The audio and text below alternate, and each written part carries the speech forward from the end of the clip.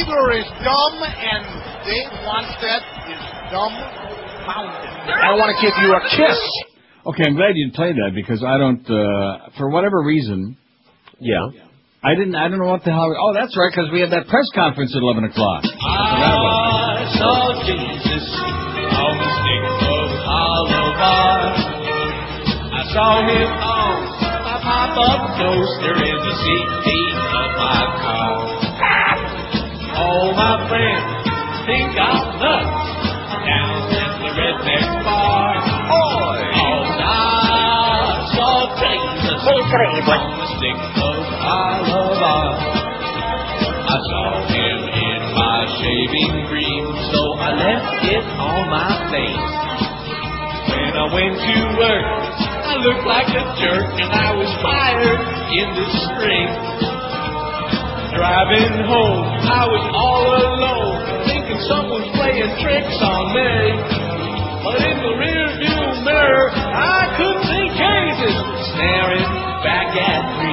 All right. Yes, I saw Jesus on the stick of Oliver.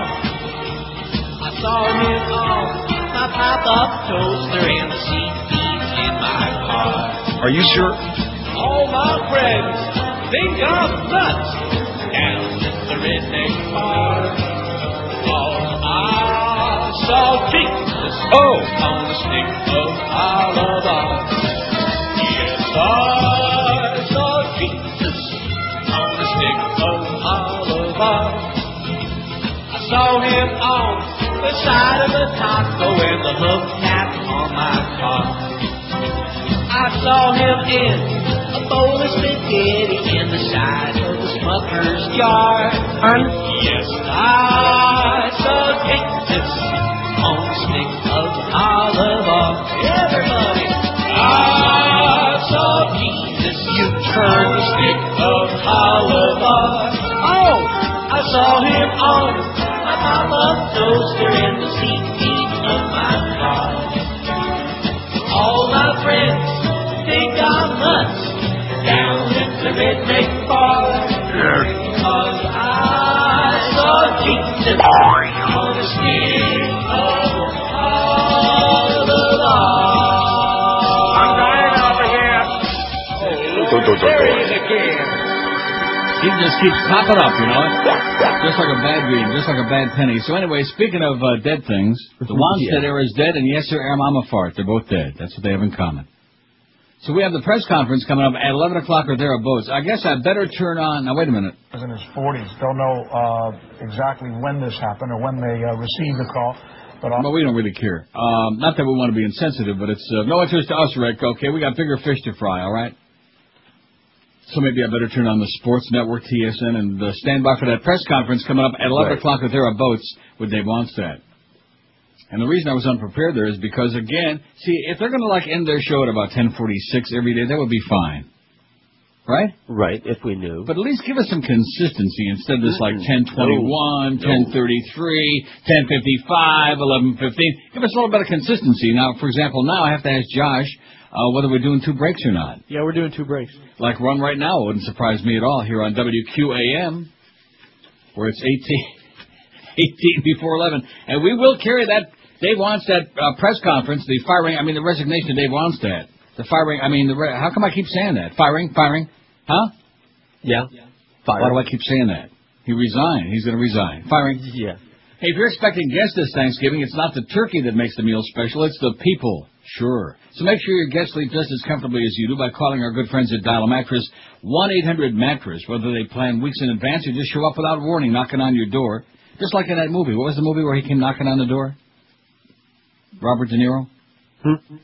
For Thanksgiving. Yeah. Whether they plan weeks in advance or just show up without warning, you can get them just the right mattress on the very same day. And it was Al Pacino, not Robert De Niro. He showed up for, Sidney Poitier. No, it was Al Pacino. Now, when you call 1-800-MATTRESS, you'll save an additional. In fact, it was the movie where he kept saying... Stench of a Woman. Is that the one? Yes. No. Now, when you call 1-800-MATTRESS, you'll save an additional 20% on select models while supplies last. That's right, you heard me right. You can choose from Sealy, Serta, Simmons, King Coral, Stearns & Foster, Hewitt, and Tempur-Pedic. When you call 1-800-MATTRESS, you'll get same-day delivery, And you pick the date and time for delivery to fit your schedule, too. Any 2 hours when you're going to be home, it's convenient for you. And Dollar Mattress ought to be mighty proud, and they are of their on-time record, 99.7% of the time, which is why they're ranked #1 in customer satisfaction. They were winners of the 2004 Better Business Bureau Local Torch of Excellence Award. If you got a half a brain, instead of schlepping your bedding in department stores, wasting a lot of time, gas, and money, you'll do the same thing I've been doing for years. Make that one easy call. Before those guests arrive, pick up that phone and call 1-800-MATTRESS right now, or log on to their website, mattress.com. Dial a Mattress, the easiest, the smartest way to get you a great night's sleep for years to come. 1-800-MATTRES. The Howard Stern Show. Neil Rogers, mornings and middays. And sports around the clock. 560 WQAM. Stench of cow manure hovers over this performance by the Dolphins. Absolutely. Go. Mama, you going away. That orange jumpsuit gonna look so great. You're not like any prisoner who's come before. You're gonna give yourself a whole new decor. Martha, you got a number.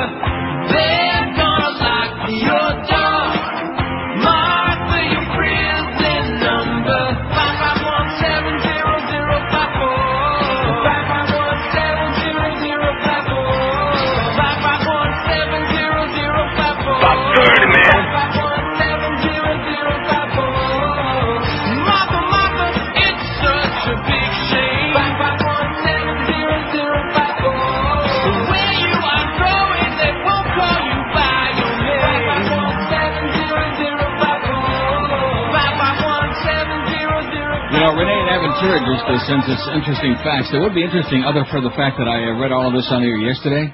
So maybe Keith Olbermann had it last night on MSNBC on a show that about 4 people watched. But the fact is, we talked about all that yesterday, about the anomalies in the Democratic precincts in Florida. Remember that, Josh? Right, we did. Yeah, we talked about all these things, and about Ohio, and about all this other stuff, and the election was rigged, and it was fixed, and we can keep talking about that forever. Is it going to change anything? No. No. Is anybody going to do anything about it? No. Does America really give a flying crap about it? No. Because we got the United States and Canada and Jesus land, baby, and that's the way it ought to be. So Arafat is dead, even though CNN's not telling you that. And, of course, I can't be watching CNN right now because I'm over on TSN, the sports network, which is now owned by ESPN. So I'm assuming, in fact, I would bet Greg's life on it, and I would even throw in the water Nazi, too, for a bonus. And I'd even put Gary Sarner in the package, too. How do you like that for a nice package? I'll bet all of their lives on it that at 11 o'clock they'll be flipping right over there to the Dave Wannstedt era ending, the big press conference. It's going to be very dramatic, I guess, because we're on pins and needles to see if Dave is going to get fired. Resign. Aren't you on, Aren't you on pins and needles waiting to see what the big announcement's going to be, even though it's in both papers this morning and it's all over the website and everybody knows it's a fait accompli and that Wayne told him last night in Donald Trump style, you're fired. The suspense is killing me. Right. Well, he didn't really tell him that like right now. You can hang around till the end of the season because you screwed it up and the season's lost anyway. But at the end of the season, you're going to be fired. Or you can say goodbye now. And Wannstedt said, goodbye. And that was that. So at 11 o'clock, we got this anticlimactic, and why we're carrying it, I have no idea, but we're not complaining. We're pleased to carry it as a public service. Please let us carry it. Because the way this station is operating right now, the less time that we have to be on here, the happier we are, you know? It's just one of those things. I mean, any excuse, if somebody farted like a very strange flavor and they're investigating it, we'll interrupt for a 20-minute segment on that. Any excuse to diddle with this show, man. That's what it's all about. That's where it's at. I think it's time for them to really start getting serious, you know what? That's what I'm thinking. Oh. But we do have some appointments for calls, though. We could squeeze a couple in this hour, right? Sure. 1 or 2 or 3 or 4. WQAM, hello. Neil. Yes, sir. What's up? Happy late birthday. Couldn't get Thanks. to the other day. Did you read, there's an article in Time. Happy New Year. Yeah, there's an article in Time called Jesus and the FDA. No. Did you read that? No. I'm looking at it now. It's, he's going to appoint Bush as this doctor who wrote a book called As Jesus Cared for Women, Restoring Women Then and Now. Uh-huh. This guy, he want to give birth control to unmarried women. Right. and he's going to put on a panel on women's health policy. Well, if you're going to be in Jesus land, you've got to have a Jesus guy, a Jesus doctor, man, to be in charge of the FDA. It makes sense to everybody else. I don't know why we don't see it. Take it easy, Neil. Okay, see you in the blue states, Pally. And if you're... See, one thing I was just telling George before the show, they're going to ship plenty of flu vaccine out. Different kinds, different brands to the red states and different kind of the blue state. And if you take the flu vaccine in the red states, you won't be red, but you'll be like in the pink, as they say. You know that expression? But if you're in the blue states, you'll be like turning blue. As in morto, that kind of thing. Muerto, as they say in Like Arafat? Like Arafat, he's dead. You heard it here first. The story came over the wires at 9:06 this morning, and even now it's almost 11 o'clock in the east, and CNN is still reporting, bada-beep, bada-boop, bada-bop, and they're, you know, I'll read it to you. I guess, I'm a little bit thrown off today, because ordinarily we start the show official at 11 o'clock, and today we can't get in any of our business until after this stupid-ass press conference is done, which is anticlimactic, and we don't even have anybody over there. I said to George before the show, I said, well, who am I going to be throwing this to at 11 o'clock like we used to do back in the day when we were like maybe a real sports station for 20 hours a day? We're just going to pick it up. In other words, we'll just I'll sit here and watch it, and then as soon as I see he's starting to move his mouth or something, his lips moving, then we'll go to it. As opposed to having somebody over there like a sports reporter type like the big, who's really rock solid for crap like this, or the Beast or somebody. Right? Isn't that the way you do it on a real sports station? What's this all about? No, we're not going to have anybody there. And then what do we do when it ends? How do we know when we're dumping out of it? When they're done. When they're completely done. Let me tell you that. We don't want you people. No, you Dolph fans, you long-suffering Dolph fans, you deserve to hear every word of this because I know you've been relishing this day. Right. You've been relishing it. Oh, sorry, Teresa. Teresa Hines gets upset. She dropped the carry, by the way. She's just going back to Teresa Hines, I'm sure, very soon. Palestinian president, this is from your favorite website, Capitol Hill Blue, Staff and Wire reports, 9:06 a.m. today. Palestinian President Yasser Arafat is dead. Again, senior Palestinian political sources said today. This is the second time in 2 weeks that I've announced that he's dead. Will you die already for crying out loud? Come on, one last kiss goodbye. Come on, one of those with your trembling lips. Goodbye, that's it.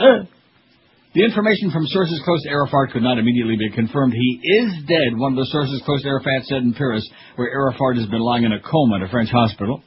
Officials in the West Bank said they'd not been informed that Arafat was dead. So, everybody, I guess they don't want to get burned again this week like they were last week when everybody was saying, hey, he's dead. Oh, gee, he's not dead. He's still breathing, the son of a bitch. How do you like that? And then this broad who is his wife. Oh, my God. You stop and think about that, okay? Think about that. No, thank you. Oh, my goodness, okay? This quivering, nasty, smelly old creature. And she's married to him, which, of course, the implication is that maybe they actually did something once upon a time. Ooh, what a grotesque thought that is. So I guess, I don't know, see, because these press conferences have a way of always starting late. In other words, at 11 o'clock, I'm sure that... now, are you watching ESPN? Yeah. You wouldn't even know where to find ESPN on the cable, you idiot. No, seriously, because I'm not positive that TSN is going to carry this. I'm pretty sure. I would say I'm about 30% sure they're going to have it on there. But it's going to be kind of difficult to do it without a little bit of assistance here. This is very poorly conceived, again, by our middle-level management people, a couple of idiots who want to have somebody over there give us a little blow by blow, a little run up, just because they have microphones and a podium sitting there and all the people in the media are ready with the cameras and microphones doesn't mean the press conference is going to start. Lanny McDonald scored the winner as the Flames. We don't care about hockey, okay? Forget about hockey. Hockey's dead. By the way, don't pay anybody for any Panther tickets, and don't Geldy. Hate to break the news to you, Geldy. This guy, I predict, will never broadcast a Panther game. That's my prediction, because I don't think they'll ever play another game. Because this whole season is, you can just about bet anybody, Gary Bettman's life on it, this whole season is down the toilet. And as a result of that, there are going to be a few franchises that just aren't going to make it by the time they ever start up again, when and if that happens. 10:55 at 560 WQAM. We got the end of the Wannstedt era coming in just a few moments, baby. We'll have it right here for you. We're going to cover it like a blanket. You know, IRS tax problems have got a way of ruining every aspect of your life. They take a toll on you financially, physically, and emotionally. You can never really forget about the IRS hovering over your ass. And, of course, those chilling memories come back every morning when you wake up. CPA Jimmy Buchwald and the Buchwald Tax Firm will help end your IRS problems forever and give you back some peace of mind, too. That's why other top CPA and law firms refer their clients to the Buchwald Tax Firm when they have problems with the old IRS. Why not avoid potential criminal prosecution? Get all your unfiled tax returns prepared, even if you lost all your records, for example. Maybe you have an IRS lien, a wage levy, owe payroll taxes and penalties. Maybe you'd like to settle, of course, for thousands less than you owe. Need some time to pay. Whatever your problem is, the Buchwald Tax Firm can help. They offer a free initial consultation, affordable and guaranteed fees, and immediate, if not sooner, relief from IRS harassment. And best of all, you don't even have to go to those meetings with the IRS because the Buchwald Tax Firm handles all meetings and discussions. You don't have to get involved at all. Call them today, 954-575-2800. You have nothing to lose but that dark cloud hanging over your head. 954-575-2800, whether you owe $10,000 or $1 million or somewhere in between in IRS taxes. The Buchwald Tax Firm can help you out. Call them today for that free consultation or visit them on the wicked web at irsfreedom.com and stop fretting about the IRS knocking at the door or just knocking it or smashing it right in. 954-575-2800. You're listening to Neil Rogers exclusively on 560 QAM. This is the Neil Rogers Show. This is your brain. Any questions? So I guess we're just kind of in a holding pattern now at 11 o'clock, right? We're holding it. Miami has the Dolphins, the greatest football team. We take the ball from goal to goal like no one's ever seen. We're in the air, we're on the ground, we're always in control. And when you say Miami, you're talking Super Bowl. Cause we're the Miami Dolphins. Miami Dolphins. Miami Dolphins number one. I have no line. Yes, we're the Miami Dolphins. Miami Dolphins. So did I mention that there are already 6 American soldiers dead in the first 24 hours of Operation Fallujah bloodbath? Did I mention that yet? Not yet. 6 dead Americans already, and they're only just begun. And, of course, that's against an almost invisible enemy because pretty much everybody's bailed out of Fallujah. You know, when you kind of announce weeks ahead of time that as soon as the American elections are safely stolen, they're going to be invading Fallujah and go in there to liberate and decapitate. Everybody pretty much bails. It's worth it. Remember Jackie Bales? Yes, I do. So I'm looking at TSN right now. I don't see any podium. I'm watched also Sportsnet. I turned to every place that I could imagine where they're like a bunch of jock sniffers, and I don't hear or see anything about Dave Wannstedt. We do, but nothing's happening yet. Downtown Toronto. They're talking about the Hockey Hall of Fame last night, the fact that Raymond Bourque and Larry Murphy and Cliff Fletcher and who was the other one, some other goofball got inducted in the Hockey Hall of Fame last night. I forget who the fourth one was, and I'm embarrassed by that. 3 blue chip blue liners. Oh, Paul Coffey. Well, easy to forget.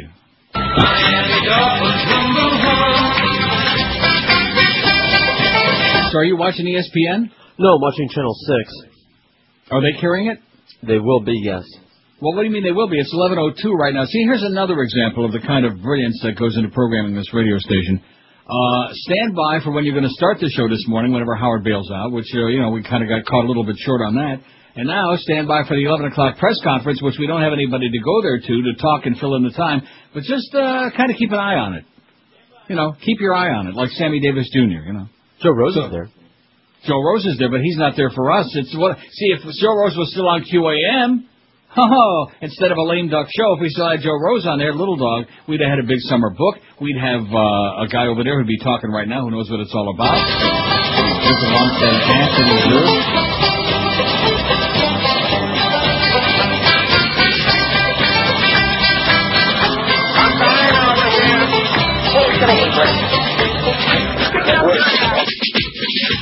Okay. Miami has the Dolphins, the greatest football team. We take the ball from goal to goal like no one's ever seen. We're in the air. Maybe I ought to turn over to Sportsnet because they're wasting a lot of time with this crap, which I already saw this last night about the Hockey Hall of Fame and the inductions of these 4 people. Wait a minute. Somebody's going to say something. Okay, so you've left me between a rock and a hard place now. Oh, again? Well, yeah, because nobody was paying any attention because obviously you were under orders to shut me off or they shut the pot off.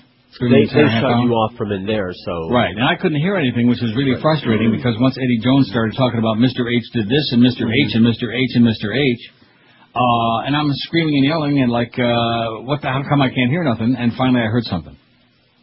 Well, how about that? Wow. So we got like preempted in the 10 to 10:40 hour, as usual by Howard, which is okay with us. We're used to that. And now we got preempted from 11:30 to 11:33 again. What can we put on now? That would be good. But the way we came back, see, I would like to have had a little bit of input as to the way we handle it, because if we'd have cut it off at 11:26, we could have come back to me. I could have done that. We could have gotten the last 12 break. In fact, some of the spots you just played, I have no idea, except for the last one, where those came from or what they are, but not for me to ask. Like Johnny Mattress said, it's not for me to say. They just kind of did stuff. Well, but how am I supposed to know that? We didn't know. Nobody knew. What do you mean they just kind of did stuff? What the hell does that mean? They took control back in the control room, and then they did some things. And then what does that have to do with the spots? Well, they are fine they sponsors from the, who subsidize this radio station and pay an arm and a leg to advertise on this radio, on this show. Yeah, they took some of the spots from the show to come back with. What? Yeah, they played a break, in other words. Yeah, but they're not the spots that I have on my log. That's what I'm trying to tell you, except the last one. We're doing a little programming on the air, folks, but that's okay. I'm sure Mr. H wouldn't mind. And I guarantee you it would have been a lot more... No, that last half hour would have been much more entertaining if they wouldn't have shut me off. I knew they shut me off. Of course. But I was throwing things in like... All right. You know, like that. Yeah, no. We have to be very respectful. But nobody heard that because, God forbid, we should alienate Mr. H and the Dolphin organization because this is very serious stuff, you know? And he's a fine man, very community active. No, he's not. Well, that's what they were saying. Now, what is this? They got Norman Bates is going to be the interim coach? Is that what they said? And his mother. When are we doing the spots for his motel? Coming up. Who the hell are they kidding, you know? And, it's always the same crap. Every time one of these coaches goes under you, it's always the same, and he's the finest gentleman, and he did this, and he's, he stunk. They stunk the joint out, okay? He had to go. And Mr. H didn't want any part of this, and Mr. H, seriously, Eddie Jones, man, he must have a tongue down to his ankles, you know what? God, what a butt kisser. Oh, that's right, that wouldn't be good to say. Right. But he is. Man, oh man. Why couldn't he just say Wayne? Doesn't everybody refer to him as Wayne? Well, like Wayne, even Norman Bates there started doing the old Mr. H routine. Let me do a spot for Delight, because I'm lost, man. I need a compass and a road map. I feel like when they let Sinatra out and they're in the desert without a compass and a map. Remember that? Mm-hmm. Or was that Shinehead O'Connor? If you want to do the light spot, that's exactly what I have it in my hand right now. Okay, like I said, do it now. And the spot too. And then you're not going to play more spots though, are you? No. You can if you want to. Oh. In fact, we can just do spots till 2 o'clock. What do you say? All right. I mean, this really was such a piece of cake, so simple. But again, as usual, because they just don't know how to do things right. Let's cut him off because he's going to play a lot of grotesque sounds on it. We wouldn't play any farts. We can't play those. I remember that great press conference where the Panthers, where Bill Torrey came on and fired the Murray brothers. That was exciting. At least they let me get some of that stuff on the air that day. That was fun. But no, this is deadly serious, man, and we certainly don't want to have Neil Rogers on there messing up, because then Barry Jackass will write some kind of a column ripping WQAM as being the Dolphin flagship station, which we may or may not be in the future, since they already were pissed off about Howard being on. But that's kind of a lame excuse anyway, because Howard's not going to be on much longer anyway, another 14 months, or until maybe Sirius buys out Infinity the contract, which could be any day now from what I'm hearing. But anyway, 24 till noon. Boy, this is a mess today, you know what? Didn't have to be. Didn't have to be. It's so much better when it is. Oh, is that what it is? Yeah. Oh, look at that. There's Major General Terry Murray on CNN. Is my psychic power incredible or what? Terry Murray. Didn't I just talk about the Murray boys, Brian and Terry Murray?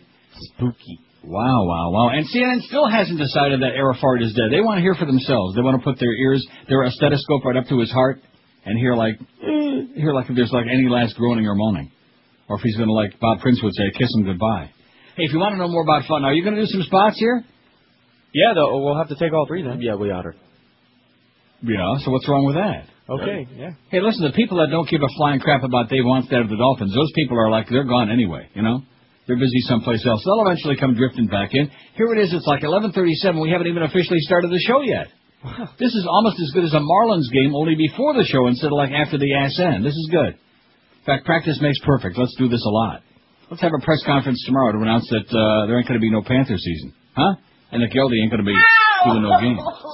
Hey, if you want to know more about following a low-carb diet, if you're fat and if you're dying over there because of that fat is choking your ass, here's a great story you're going to love. It's called The Lights of West Boca. Whether you're starting or restarting the Atkins, the Sugar Busters, the South Beach, or any low-carb, sugar-free diet, The Lights of West Boca has always been and continues to be the #1 low-carb store in South Florida. Now, you can pick up a few items in your grocery store. They got like one little shelf off in a corner somewhere that's got like a half a dozen items on low carb. But every item in the store at Delights is geared to you and your low carb needs. They've got over 1,200 products like Carbolite ice cream, things with fantastic taste, breads, pastas, chocolates, brownies, cookies, and lots more. The staff at Delights knows low carb dining inside and out, and they can answer all your questions for you. And as always, you can sample anything in the store before you buy it, too, to make sure you like it.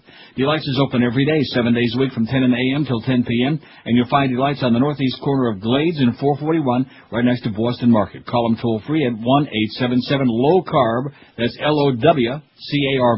Or on the Wicked Web, it's lowcarb.com. There's only one Delights of West Boca. It's an incredible store. It's your official Atkins Retail Center. You're listening to Neil Rogers exclusively on 560 QAM.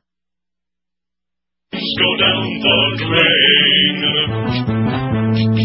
When Wade explains his games, my brain complains. Who's made sport ill-gotten gains? It's Wade, it's Wade. Whose acclaim has gone down in flames? It's Wade, it's Wade. The shame of Wade puts pain upon my brain. I think he's lost it.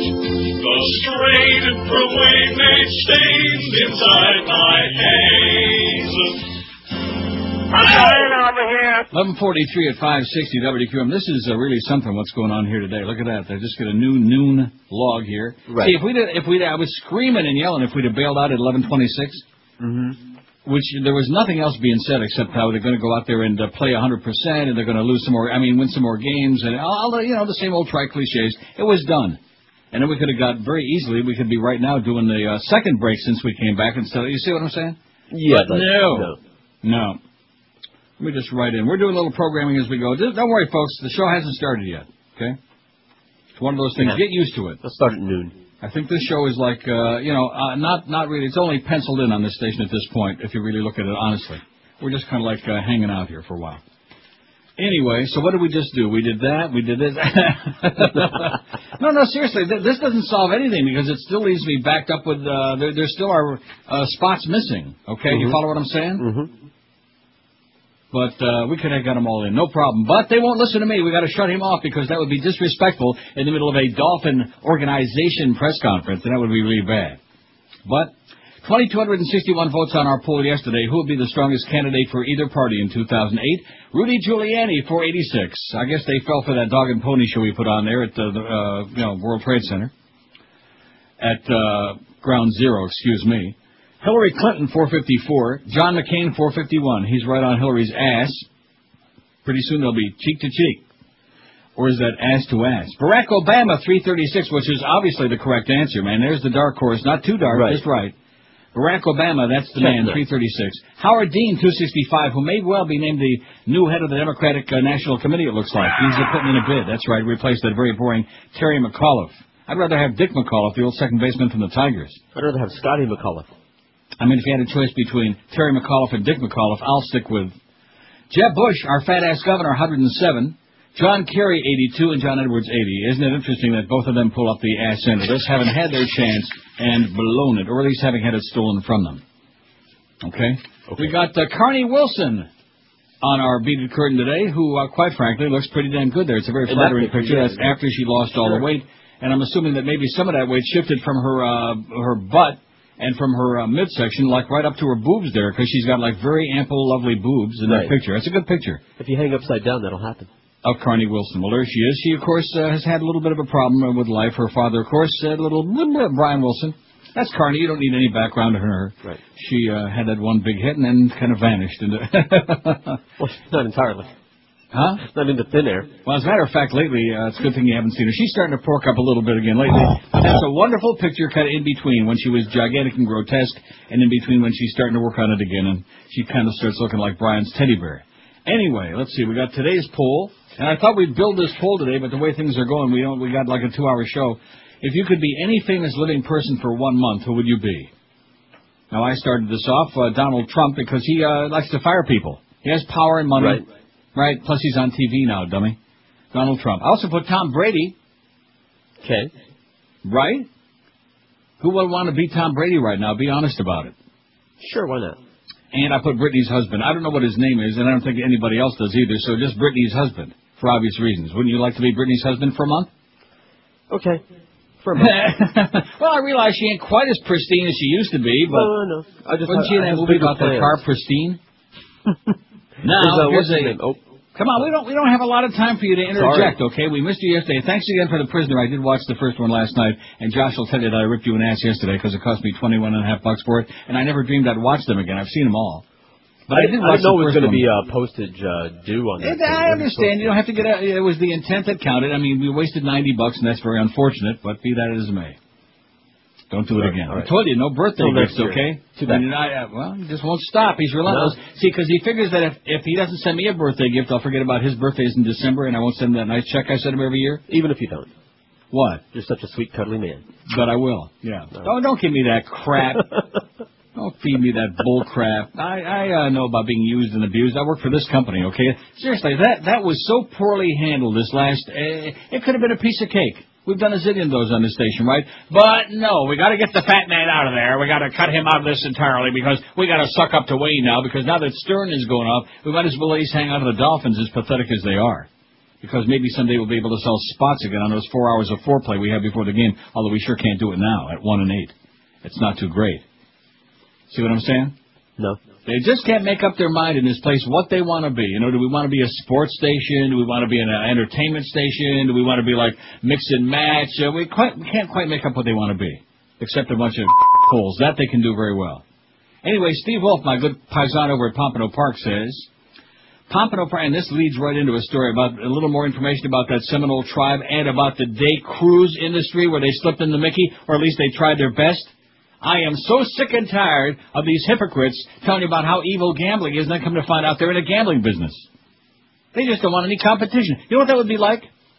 That would be like all of a sudden you start seeing an ad in the newspaper saying, oh, don't eat at Shula's or at Ruth Chris Steakhouse because steak is poison and it'll kill you. Meat is, filled with hormones and stuff. And then you find out that the ads are being placed by the competitors, some other steakhouse. You know, like what's that place on the beach where they brought us all the silverware? Oh. How soon they forget. Come on. Smith and Walensky. Smith and Walensky. I mean, I'm not saying that they would do something like that, although that meal was pretty weak. But you understand what I'm saying. It's just, there's no credibility there. You talk about being a hypocrite, you Seminole and Mickey Arison. Anyway, we'll get to that. Pompano Park is holding an Amendment 4 thank you party tomorrow, November 10. Management at Pompano Park Racing and Poker. Here's a free spot for you, Steve. You don't have to buy any spot tomorrow. They'll be holding a thank you party in honor of passing Amendment 4 on last Tuesday on the election, even though it looked like they tried to steal it. The party, which is open to the general public, will be highlighted with a special cake-cutting ceremony after the fourth race tomorrow night, and the entire day and night will feature special discounts. If I'd have known that, I'd have come down there for it. I'd have cut the cake and even given a piece to Fat Rich. All race programs have been reduced to 50 cents, along with many food items, including draft beer, sodas, and hot dogs on the fourth floor. All-you-can-eat buffet reduced to only $7. What a bargain, huh? So instead of $1 night tomorrow night, it'll be 50-cent night. This is a free spot for Pompano Park is what it is. I don't mind. Dick Feinberg, my close personal friend, general manager at Pompano Park, who wishes that Bob Bomar were still driving, we'd bring him down to Pompano. Hey, listen, if we'd bring in Hervé Fillon and Walter Case, we'll bring in anybody. He says, we really want to thank all of our employees, horsemen and women, and our patrons that all supported and worked so hard on the passage of Amendment 4, and I'm sure he had Neil Rogers in mind when he said that, too. Now, I'll save this. Don't let me forget, we'll give him a free spot on that tomorrow. Okay. Because they probably can't get on because we have a loaded log. We'll have to make up all the spots we missed today, and a real mess.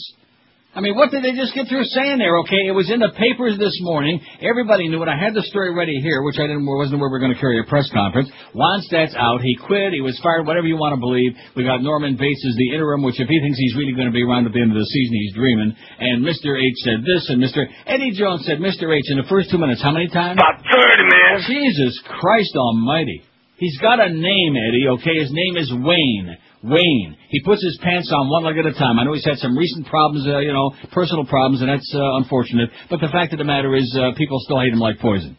Don't we? Oh, whatever. Come on. Cut the crap. I don't like him, but, you know. He is reviled in the local community, okay? Everything he has touched ultimately has turned to crap. From the way he dismantled the Marlins, the Dolphin organization has like slowly but surely dissolved into like this disaster, an absolute disaster. They had thousands and thousands of empty seats at the Arizona game on Sunday in spite of claiming to have 72,000 people. I mean, they sold all the tickets thanks to Channel 7 stepping in so there wouldn't be an embarrassing blackout. But who are you kidding, okay? The Panthers, of course, he dumped them off just in time because now there's no hockey. I mean, and how about that blockbuster, that Ballbuster Park, huh? That's what he should have done, was built it and called it Ballbuster Park, because he sure is, man, Mr. H. He's a ballbuster. I remember what he said after that Marlin World Series win, their first one in 97. I'm not in it for the fans, I'm in it for the money. That's charming. And he wonders why the public despises him like poison, Mr. H. But I guess Eddie wouldn't like that. So I didn't really say that.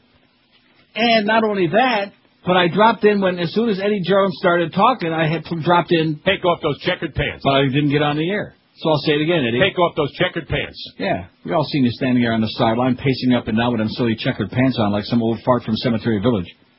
Hey, look for the QM van right now at the corner of 117th and Kendall Drive. Stop by to pick up a VIP pass to a special meet and greet with NASCAR driver Dale Jarrett. Why do we care about that? Who? I don't understand that. Look for the QM van right now. It doesn't even say like a business or anything, just at the corner of 117th and Kendall Drive in Kendall. I know exactly where that is. In fact, I used to live like just a few blocks from there. Stop by to pick up a VIP pass to attend special meet and greet and eat with NASCAR driver Dale Jarrett. Oh, Dale Jarrett. Old Dale Jarrett.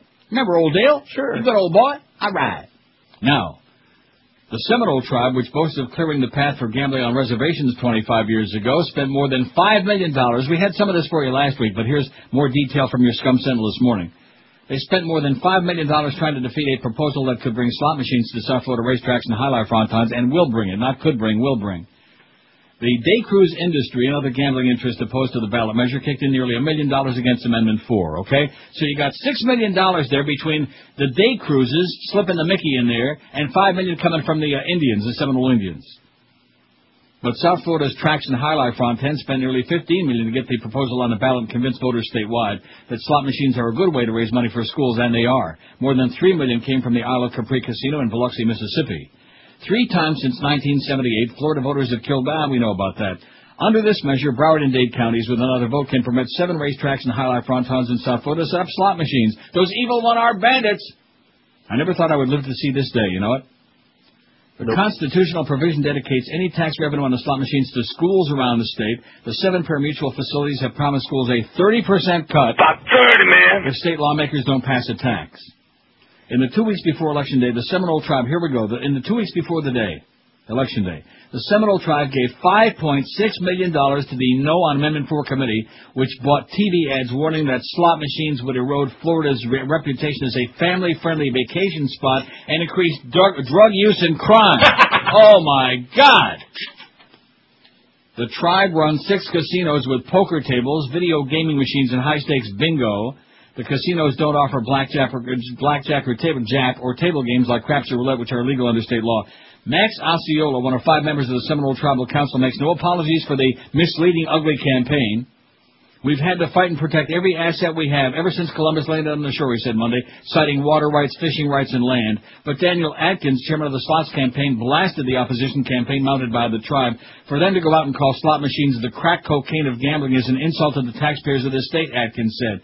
Gambling on reservations and on cruises to nowhere is unregulated and untaxed, Atkins said, repeating a criticism that the pari-mutuel campaign made frequently during their campaign. In other words, they can have gambling, and it's okay, and it's kosher, and it's wonderful and beautiful, even though the state's getting no tax revenue from it, and nobody except them is benefiting from it, because it's their own selfish interest that they care about. But if we want to have it for the kids and for education and for the public generally to go to without having to go on a cruise to nowhere, or go play a bunch of phony baloney slot machines that aren't the real thing, then it's great, then it's glorious and wonderful. But if it's at those 7 pari-mutuel tracks, then it's the crack cocaine of gambling. Right. It's going to bring in drugs and crime and the mafia. Even Don Corleone's going to make a comeback, huh? What a crock of crap. You people, you ought to be ashamed of yourselves. And then, of course, they always try to do it, hiding behind some organ, no, this committee, no on whatever, and they never tell you who they are. pretending that there's some righteous group that really is interested in protecting the public against the evils of those one-eyed bandits. Now, which spot do we want to do here? Because I have no idea what you want to do, okay? Yeah, because they didn't bother to send me anything for this hour, huh? Do dry concepts? We can do dry concepts, and then we can do the bow spot at the end of the break. I don't really care, because we're backed into a corner, and we're here primarily to get the commercials on, folks. I'm not going to make any pretense for it. That's the way this operation that's the way we operate. Right? Right. So we'll do that. We'll do the other bows. Huh? Do it. We'll just do them all. And then 12:30 or so, we'll start the show. Okay. What? Richard Branson. Now, who put that on? Me. That's that millionaire crazy. I know who that is. Yeah. Oh, he's an idiot. Whatever. I want to be him for a month. He's a jackass. He's got all that money. He's the Virgin Atlantic, Virgin Scare guy. All the things I would do with that money. Oh, there's people with more money than him. Yeah, but I don't want to be Bill Gates. Oh, I was waiting for that. It's 11:57 at your all spot station, QAM. Let me tell you, if you got spots on your carpeting. This is Mark Morgan. It's the 12 to 1 hour on QAM.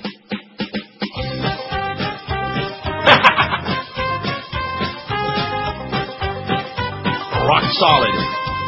You turd. Miami has the Dolphins. They're the worst football team. Absolutely. They club the ball from goal to goal like no one's ever seen. They're on the ground. That's where they'll stay. They're never in control. And when you say Miami, you're talking toilet bowl, 'cause they're the Miami Dolphins. Miami Dolphins. Miami Dolphins number. How many teams in the league? 32. Miami Dolphins. Miami Dolphins. Don't bet on them, you'll always lose. Yes. They don't know how to tackle. They don't know how to block. No. Their coaches ought to tell them to put Benjay in their jar. Then they would run much faster, and even in defeat. When we go to the stadium, we'll see Miami Heat, and they're the Miami Dolphins. Miami Dolphins. Miami Dolphins number. How many teams in the league? 32. Miami Dolphins. Miami Dolphins. The team that hasn't got a clue. Miami has the Dolphins, but the Dolphins have no fans. No. Just 50,000 sitting in the stands. They watch the game and all they do is moan and gripe and bitch. I wonder how Joe Robbie got to be so damn rich. And they're the Miami Dolphins. Miami Dolphins. Miami Dolphins number. How many teams in the league? 32. Miami Dolphins. Miami Dolphins. I hear the crowd begin to boo. The Dolphins have Jay Fiedler. That quarterback's a Jew. Run down the field and he will throw a pass over you. He'll never win a Super Bowl. You shouldn't be surprised. When he gets cut, that doesn't mean that he was circumcised. And they're the Miami Dolphins. Miami Dolphins. Miami Dolphins number. How many teams in the league? 32. Miami Dolphins. Miami Dolphins. Jay calls his signals in Hebrew. The Dolphins have no defense and their offense is a joke. Like George Bush eating pretzels, you know they're gonna choke. They'll always disappoint you when they're in a playoff race, with fewer points than pockmarks on Huizinga's ugly face. And they're the Miami Dolphins. Miami Dolphins. Miami Dolphins number. Oh, what the hell? 32. Miami Dolphins. Miami Dolphins. Miami Dolphins, now they're through.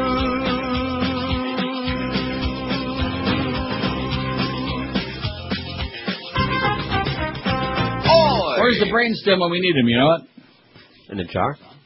12:07 at 560 WQAM. Now we're starting our show official, I guess. Again. May not be a bad idea, you know. Each day, just keep pushing it back another hour later. There you go. And then pretty soon we can start the show like at 1:45. Get in a few spots, say, hey, it's been nice being with you. Bye-bye. Because they're kind of like phasing this show out anyway. I mean, Stern's phasing himself out off of commercial radio. They're phasing this out. I think they did their best to phase Hank out. I don't know what's going to happen there. So who knows what evil lurks, you know? It's kind of bizarre what's going on with this place. Hey, look for the QAM van right now at the corner of 117th and Kendall Drive. Stop by to pick up a VIP pass to attend a special meet and greet and eat and tap your feet with NASCAR driver Dale Jarrett. 35 U.S. soldiers captured in Fallujah. Mosques in Iraq, and of course 6 already dead.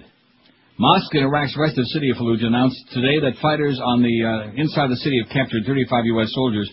Loudspeakers in the mosque blared out the news as U.S. forces were trying to penetrate the rebel-held city. But the news could not be immediately independently confirmed. U.S. troops in Iraq, we know about this, we know about that. Okay. In the meantime, there's not as much resistance as expected because everybody's hightailed it out. They've vamoosed. Right. But in spite of that, they've already allegedly taken 35 U.S. prisoners, soldier, and 6 are dead. As the Operation Fallujah bloodbath continues. Arafat is dead. I don't care what. Look at this. Palestinian delegation was at the hospital for 2 hours in Paris. Yeah. And the wire services all say that he's dead, but don't confuse CNN with that. They're still talking to these Getchis there, okay? So he's either dead or alive, but he ain't going to be around too long. Whatever.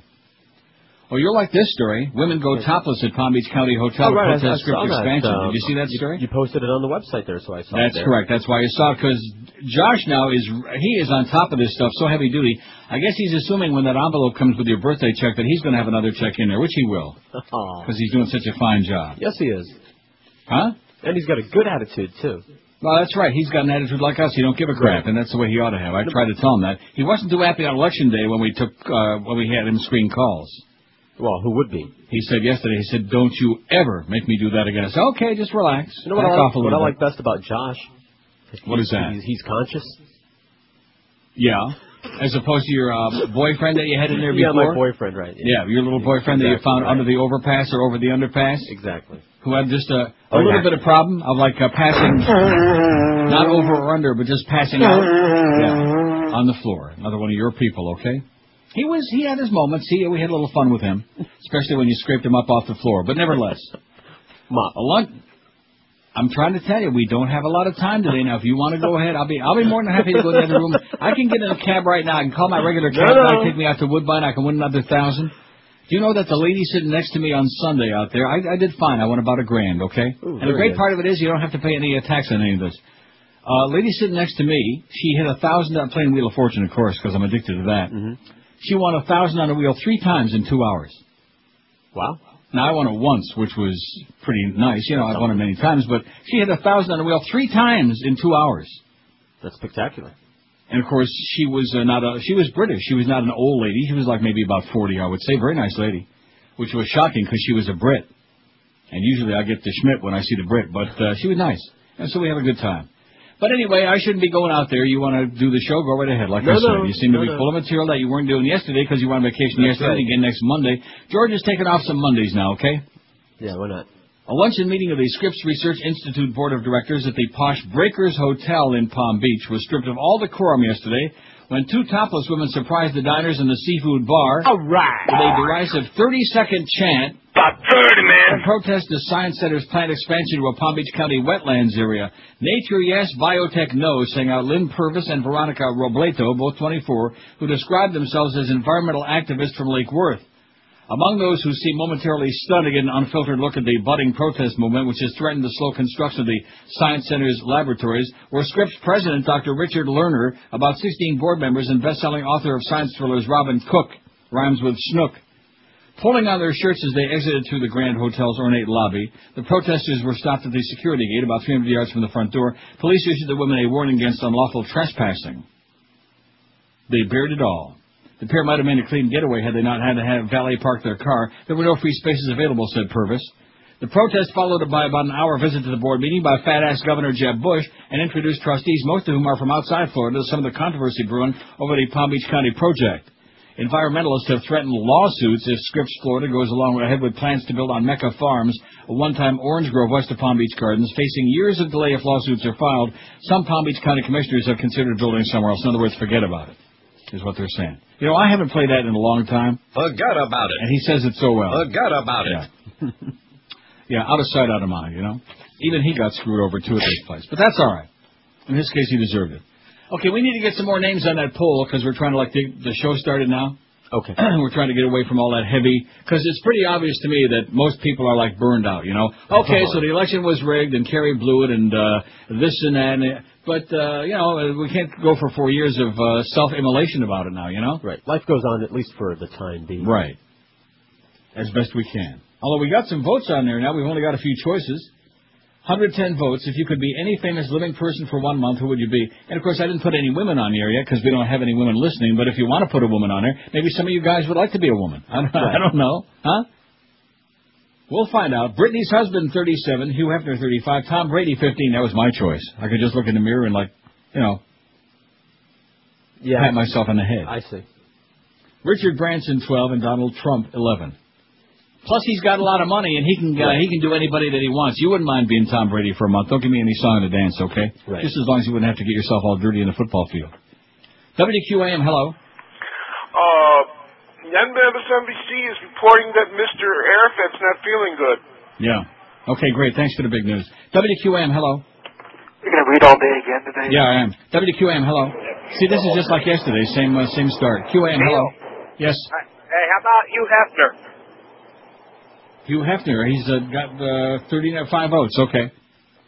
567-0560. Just like yesterday, I told you they're just falling apart at the seams after last week and all the election crap, man. It's never going to be the same again. So let's put the press conference again for those who missed it the first time. 567-0560. I don't want to say we're off to like a slow start here today, but something ain't looking too good. WQAM, hello. Neil. Yes. Hey, how you doing? Okay. How about a young Hugh Hefner? WQAM, hello. I heard you're critiquing somebody's wardrobe. It's kind of funny. WQAM, hello. Hey, Neil, how are you? Yes, sir, okay. Did you see this follow-up to that story you had yesterday about the talk show host that made the wetback remark? Yeah, I had it on the air yesterday. Oh, the follow-up? Yeah, they suspended him. Yeah. Suspended a sentence. Uh-huh. But they won't... You didn't talk about beaners. Okay, thanks. We don't really care about that. WQAM, hello. Bring back the brain stem. Come on, you can do it. Bring back the brain stem. Da-da-da-da-da-da-da. Yeah, that's disrespectful, man, to be talking about the brain stem. And it's the same thing with him. You know, they fired Shula, and they had to make it look like he retired, you know. Retire. Yeah, he didn't retire. He got canned. Oh, I got to do a break, don't I? Yeah. Holy cow. Well, I'm going along here because you keep interrupting. I know. 12:15 at 560 WQM. Let me tell you about our good friends at Guaranteed Mortgage Bankers in Deerfield Beach. With over 275 different mortgage programs available to them, they will find a mortgage for you no matter what your situation is. Recently, they helped a listener of ours who never dreamed he'd be able to qualify to build his own home. Not only were they able to qualify him, they were able to present him 3 options as to the type of mortgages he could get. And they worked closely with him to determine which one was best, and then they made it happen for him. That's Guaranteed Mortgage Bankers in Deerfield Beach at 1-800-734-6616. Whether you're looking for an interest-only loan, a 30-year fixed rate, or one of the many low-rate adjustable mortgages they have, Guaranteed Mortgage Bankers in Deerfield Beach has what you need. They offer payments as low as $332 for every $100,000 you borrow. Guaranteed Mortgage Bankers in Deerfield Beach can make it happen for you, too, with your mortgage, and we'll even send you on a cruise. That is correct. After closing your loan with Guaranteed Mortgage Bankers in Deerfield Beach, you'll be able to choose one of 6 different 7-night cruises, compliments of Guaranteed Mortgage Bankers. Call them right now. Whether you want to buy a new home, an investment property, or just refinance that current mortgage, it's toll-free, 1-800-734-6616, or on the wicked web, it's GuaranteedMortgageBankers.com. That's Guaranteed Mortgage Bankers in Deerfield Beach, where you'll be treated just like family. Call them right now, no obligation, 1-800-734-6616. You're listening to Neil Rogers exclusively on 560. Another break already? I am an army of one. I am a U.S. Army reservist. Out of shape. Overweight. I did not read the fine print of my enlistment contract. So, I've been called up for active duty once again. I am ready to serve. Sorta. It does not even matter that the closest thing to physical activity since I've gotten out of the Army has been wrestling with a Cheetos bag trying to get it open. But my country is in need. And if my lawyer can't get me out of it, I will serve my country proudly. I am an army of one. I am the U.S. Army Reservist. We're the guys that make the National Guard look like the Special Forces. I am the U.S. Army Reservist. Bad news, by the way, speaking of troops. 11 U.S. troops were killed. Now, it's interesting because the mainstream media, they're busy talking about Arafat and his condition is worsening. And this goes on and on and on. They're having a press conference. In the meantime, 3.5 hours ago, or about 3 hours and 12 minutes ago, the wire services said he was already dead. Okay. How do you like that? Well. So, let me ask you this. Who do you believe? Because certainly they're not giving a song and dance about the fact that there's all these troops dead. And now you understand why they didn't start this Fallujah bloodbath until after the U.S. election was safely over. 11 U.S. troops were killed in Iraq Monday, the highest single-day death toll in the country in more than 6 months. 2 Marines were killed when their bulldozer flipped over into the Euphrates River. But it was a tough day throughout Iraq, a senior Pentagon official said, noting that 9 other U.S. troops were killed in other parts of the country as well. There were 3 Marines and 6 soldiers, most victims of homemade bombs and killed in locations southwest Fallujah, southwest of Baghdad, in and around the capital. And it goes on. And they're still trying to figure out how come they're getting such light resistance in Fallujah. I'll tell you, this thing is so well planned, you know it? Right. Okay, let's see if we get any response on the poll, which I doubt, but we'll continue. Maybe somebody will call and suggest Hugh Hefner. 5670560, pound 560 on the Verizon and Singular Wireless line. WQAM, hello. Yes, I want to talk to Neil about reason why Wannstedt stepping aside. Yeah. Is this Neil? Yes, it is. Neil, it's Mark out of Pembroke Pines. I yes, just wanted to say... Let's go to Mark in Pembroke Pines and see why Dave Wannstedt quit. The reason why is because he wants his buddy to step in, just like what Jimmy Johnson did for him. Yeah. He's got a couple of weeks, and well, that sure worked out well, didn't it? I'm already out, so I want a buddy to come in for me. Yeah, well, guess what? We don't care, okay? Call up one of the sports shows. We don't care. Let's see. Here it says, Harry and Hialeah, hey, Mr. R, some of the funniest radio is when you put drop-ins, Potter's press conferences. That would have been, if you could have heard all the stuff I was dropping, but I was 99% sure that they cut me off, which they did. And they did it from the other room, so it's not like we even had all I have to say to your friggin' management is get a sense of humor. For God's sake, it's only the freaking Dolphins. No, they don't have a sense of humor, and God forbid that they should let that potty-mouth Neil on there, who God only knows what kind of stuff he'll make us look bad, and then wait until Mr. H will get all bent out of shape. Yeah, right. Probably do something disrespectful. Yeah.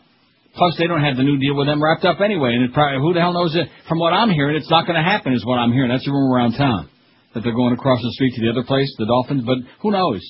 And the way they're playing with that organization, who cares, okay?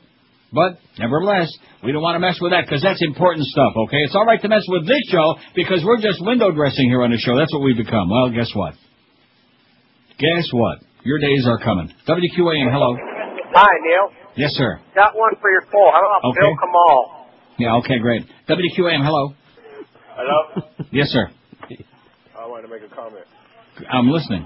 Comment about what? Oh, about the, who you want to be for a month, celebrity? Yes, sir. Oh, maybe the rapper guy, Jay-Z. He goes with Beyonce, man. Yeah, okay, Jay-Z, you got it, man. Jay-Z. You got it? One for the brothers out there. Jay-Z. All right? We got it. All right. What do we got so far? Hugh Hefner, 65. If you could be somebody else for a month, living person, who would it be? Hugh Hefner, 65. Brittany's husband, 46. Richard Branson, 24. Tommy Brady, 17. Donald Trump, 12. You're fired. And now Jay-Z be on there. Okay, we'll get a few of them on there. Maybe Hugh Hefner will get on there. WQAM, hello. Hey, Neil, I got a woman for your list. Great. Vanessa Paradis. That is Johnny Depp's wife. No, ex-wife, isn't it? No, they're together. He was just on Oprah last week. Or is that, who did he split up with? It wasn't her? No, they did not split up. Oh. She has his 2 children, and she gets to undress him every night. They were on Oprah. Okay. He was on Oprah promoting his new movie, and he's absolutely beautiful. He looks just as good now. Yeah, he's flawless, man. Even at his age of 75, he still looks pretty good. He's 41, and he's more beautiful now than he was 20 years ago. Well, I wouldn't be so sure of that. I would cut off a limb for him. Okay, well, you'd have to beat me to it. Okay, thanks, sweetheart. Bye-bye. Say hi to Vanessa Paradis. You got it? I got it. Paradise. Oh, don't be talking about Paradise. Because then it'll sound like gambling again, and Mickey he'll slip you Mickey again, and the Indians it's going to bring us the crack cocaine of gambling. Oh, brother. That has to be one of the greatest scandals in the history of all the, we've had all these fixed elections in Florida over the years and all this other scandal going on. That has to be one of the most, talk about slapping the public in the face. Oh, the sky is falling, the sky is falling. It's going to be gambling, those evil one-armed bandits. It's going to be a crime and the mafia and the drugs. Yeah. I think somebody must have been on drugs over there, smoking more than something in that peace pipe, if you ask me. WQAM, hello. Hey, Neil, just remember Yes, sir. religion. It's your kinder, gentler terrorism. Right, that's correct. God bless. Okay. WQAM, hello. QAM? Not there. WQAM, hello. Yeah, how about Jack Nicholson? Okay, Jack Nicholson. That sounds good. I'd like to be old and crudgy. I'm already old. How old is he, would you say? About 80? At least. He's pretty ancient. But he gets the front row tickets at the Laker games, okay? So what's not to like, right? Right. I'm sure that George is highly impressed by that. 26 past noon. Oh, look at this. They got Arafat over there. I think what they're doing is they're getting all the file footage out so they can run the special on him. They don't want to blow the news that he's dead already, because then it'll embarrass them. They've only had how many weeks now to get this ready? About 30, man. Yeah. Don't believe anything you see on the American media. Okay, I'm telling you that right now. If they say that the sun is shining, just remember Miss Kamal probably prepared the forecast, and you don't know whose sun he's talking about. Hey, if you're expecting guests this Thanksgiving, it's not the turkey that makes the meal special, it's the people. Make sure your guests sleep as comfortably as you do by calling Dial a Mattress toll-free at 1-800-MATTRESS, whether they plan weeks in advance to come or whether they just show up without warning and knock on your door, like Al Pacino did in that movie when he said, hoo-ah. You didn't see that, though, did you? Stench of a woman? No. You can get them just the right mattress on the very same day. Now, when you call 1-800-MATTRESS to save an additional 20% on select models while supplies last, and they've got all the top names in the world that you know and love and covet. Sealy, Serta, Simmons, King Coil, Stearns & Bananas, Foster, and even Tempur-Pedic, too. When you call 1-800-MATTRESS, you'll get same-day delivery, and it's the same deal they've always offered you. It's unbeatable. You pick the date and time for delivery to fit your schedule, any 2-hour window that's convenient for you. Dial a Mattress is proud of their 99.7 on-time schedule. They're ranked #1 in customer satisfaction. They were winners of the 2004 Better Business Bureau Local Torch of Excellence Award. I've been using these folks for years. Everybody else at QM is starting to get on the bandwagon, too, because it's the smart, the easy way to get you a great night's sleep for years to come. Pick up that phone right now before those guests arrive for the holidays and call 1-800-MATTRESS or log on to their website, mattress.com. 1-800-MATTRES. The Howard Stern Show. Neil Rogers, mornings and middays. And sports around the clock. 560 QAM. Want a lollipop, little boy? Don't tell that to Mr. H. Horton? Homo. When Bill O'Reilly's dialing, sure he isn't wearing pants. He'll tell you if you like your job, then you'll give him a lap dance. And if you tell O'Reilly you're not looking to be kissed, he'll sue the pants right off ya and call you an extortionist. All the factors fair and balanced, but not when he calls at night. He's looking for a lassie who likes it a little to the right. When Bill O'Reilly's horny, sure it ain't the no-spin zone. So when Bill O'Reilly's dialing, you best not pick up your phone. I'm dying over here. 26 till 1. You know, so they covered that up real nice, and he paid her off, and away she went. And that's the end of that. Right. We're not. And now he can go back to being the finger-pointing a hypocrite that he always has been, and liar. Arafat dead, say Palestinian sources amid confusion. You know, this has got to be one of the longest deaths in history, you know? I think this is right in there. Maybe our fat-ass Governor Jeb can intervene and make sure that they don't remove the tube, you know? Since he got that Terry's law into law, maybe we can do it over there in Paris. Although I don't think he probably wants to consort with the old Europe, you know, Jebster. The fate of Palestinian President Yasser Arafat was mired in confusion today as French doctors again contradicted reports by senior Palestinian officials that the veteran leader had died at a Paris hospital, which I told you hours ago. Several political sources said Arafat, 75 in a coma for the past 6 days, had succumbed to the mystery illness. And, of course, his wife says the Israelis poisoned him. They wouldn't do something like that, would they? No. Had succumbed to the mystery illness that led to his being flown to Paris from the West Bank October 29, thrusting his Palestinian Authority into crisis. He is dead. It is possible they'll delay the announcement, one Palestinian source said. He died after bleeding in the brain began last night. His bodyguards started hugging and kissing and telling each other to be strong. Oh, they were just probably having a party. But a spokesman for French medical services insisted that Arafat was still alive, saying, Mr. Arafat is not dead. Palestinian Foreign Minister Nabil Shah told CNN from Paris that Arafat is alive and no decision has been made to take him off life support. Well, we can only keep one alive, Terry Schiavo or Yasser Arafat. Which one do you think? We only have one tube. I don't know. Maybe we can borrow Russia's applicator tube. The flurry of conflicting reports surfaced during a visit to Paris by a delegation of 3 senior Palestinian officials, all seen as potential successors to Arafat, to check out on the Palestinian leader despite his wife's angry objections. And it goes on. He's been in a coma. He's been widely admired by Palestinians as the father of terrorism. I mean, of their struggle. And it goes on and on. Well, there you go. So he's dead or alive, whichever one you choose to believe, okay? If it makes you happy that he's dead, he's dead. If you like hope that he's still alive, just for whatever reason that possibly could be, if you want to see him blow one more kiss goodbye, you know that, like that. I still think he's got Sammy Sosa beat, even dead or alive.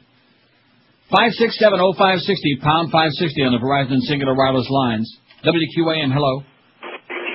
Neil. Yeah. How are you, sir? Okay.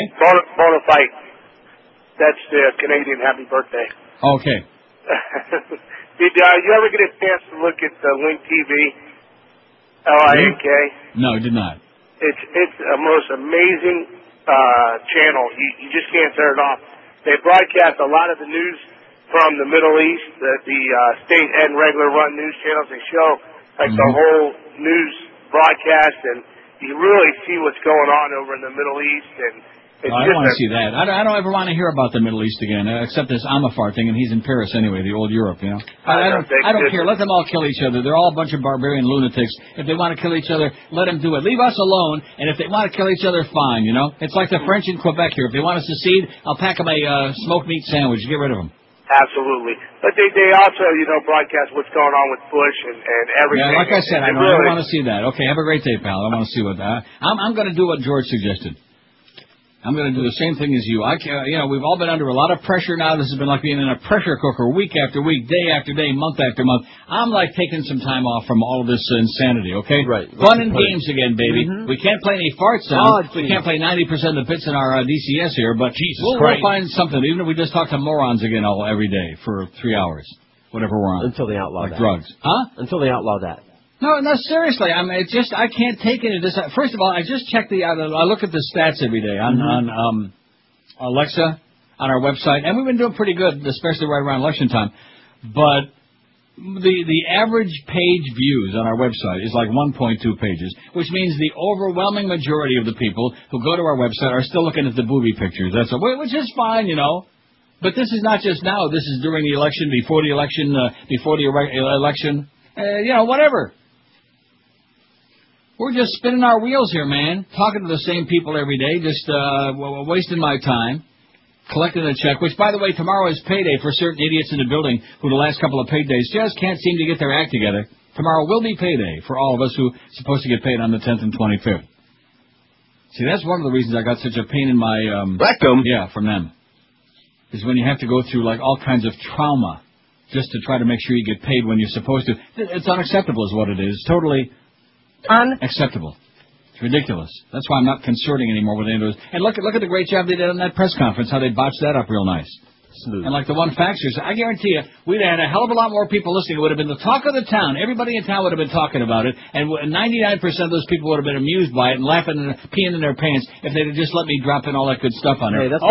Cut Neil off of there, huh? We're here to be respectful, not See, they could have taped it themselves off the feed in the other room. They didn't have to. They did that once before. You know. But then, of course, they would have had to come in there like that. Last time we carried some kind of a press conference, remember they came in and begged me, please don't play. Of course, now I don't talk to them, so they can't do that. So they just cut me off right in the middle of my own show, which is unacceptable is what it is. It is totally unacceptable. Because everything now is with a sour, very serious. How can you take the Dolphins seriously, for crying out loud, okay? How can you take it seriously? They're a joke. They're the laugh of the league, and the league that's supposedly got a lot of parity now, where you have like mostly mediocre teams. They've given mediocre a new definition. Yeah, they're a parody, all right. Yeah, they're a parody. Parody of themselves. of their former selves. Even George knows it, and he wishes he never heard about football again. He knows that pigskin is trafe. That's right. God. Okay, let's take a look at that poll. We'll get a few names on there by the end of the show. We're not getting any faxes in. I have a feeling that that press conference really screwed us good today. Now, what is it, the middle of November? We don't care. It's only the fall book. Right. The Dolphins will bail us out on that. And I got to really laugh about that promo there. You talk about really sucking up, man. Hank breaks the exclusive that Wannstedt was fired or resigned or whatever last night. He breaks that. And last time he broke his story, he got suspended for 6 weeks. That isn't just my making it up. It's the freaking truth. Huh? And now we're saying, oh, the humper, our very own Hank Goldberg broke the story. Please don't go across the street, Hank. You're listening to Neil Rogers exclusively on 560 QAM. Rogers.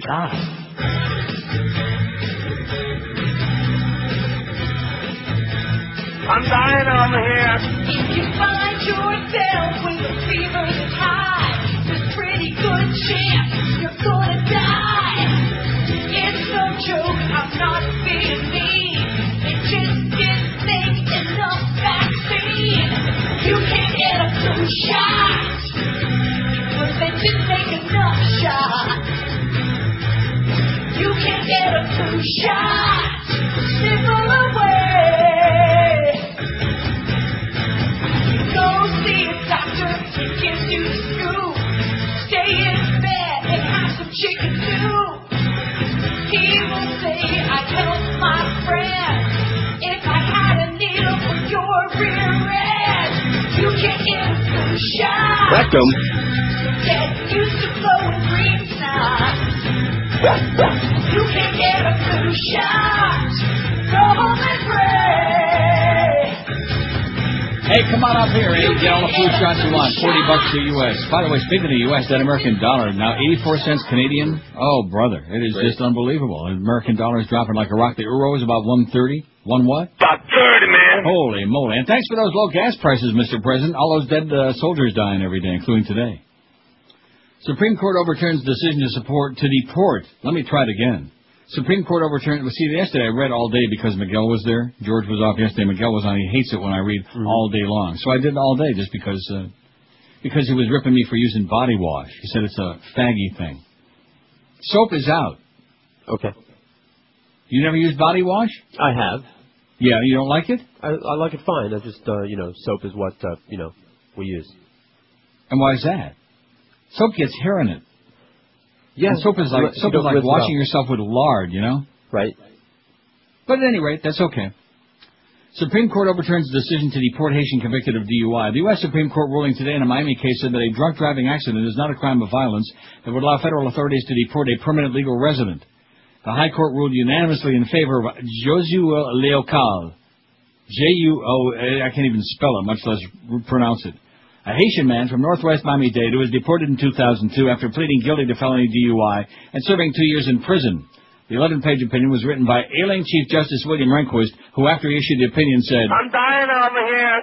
At issue was whether the DUI offense was a crime of violence because he had caused injury to others. Under immigration law, it fit the definition of an aggravated felony that subjects the offender to deportation. The 11th U.S. Circuit Court of Appeals ruled that it was, but now the Supreme Court disagrees, reversing the decision and remanding it back to a lower court.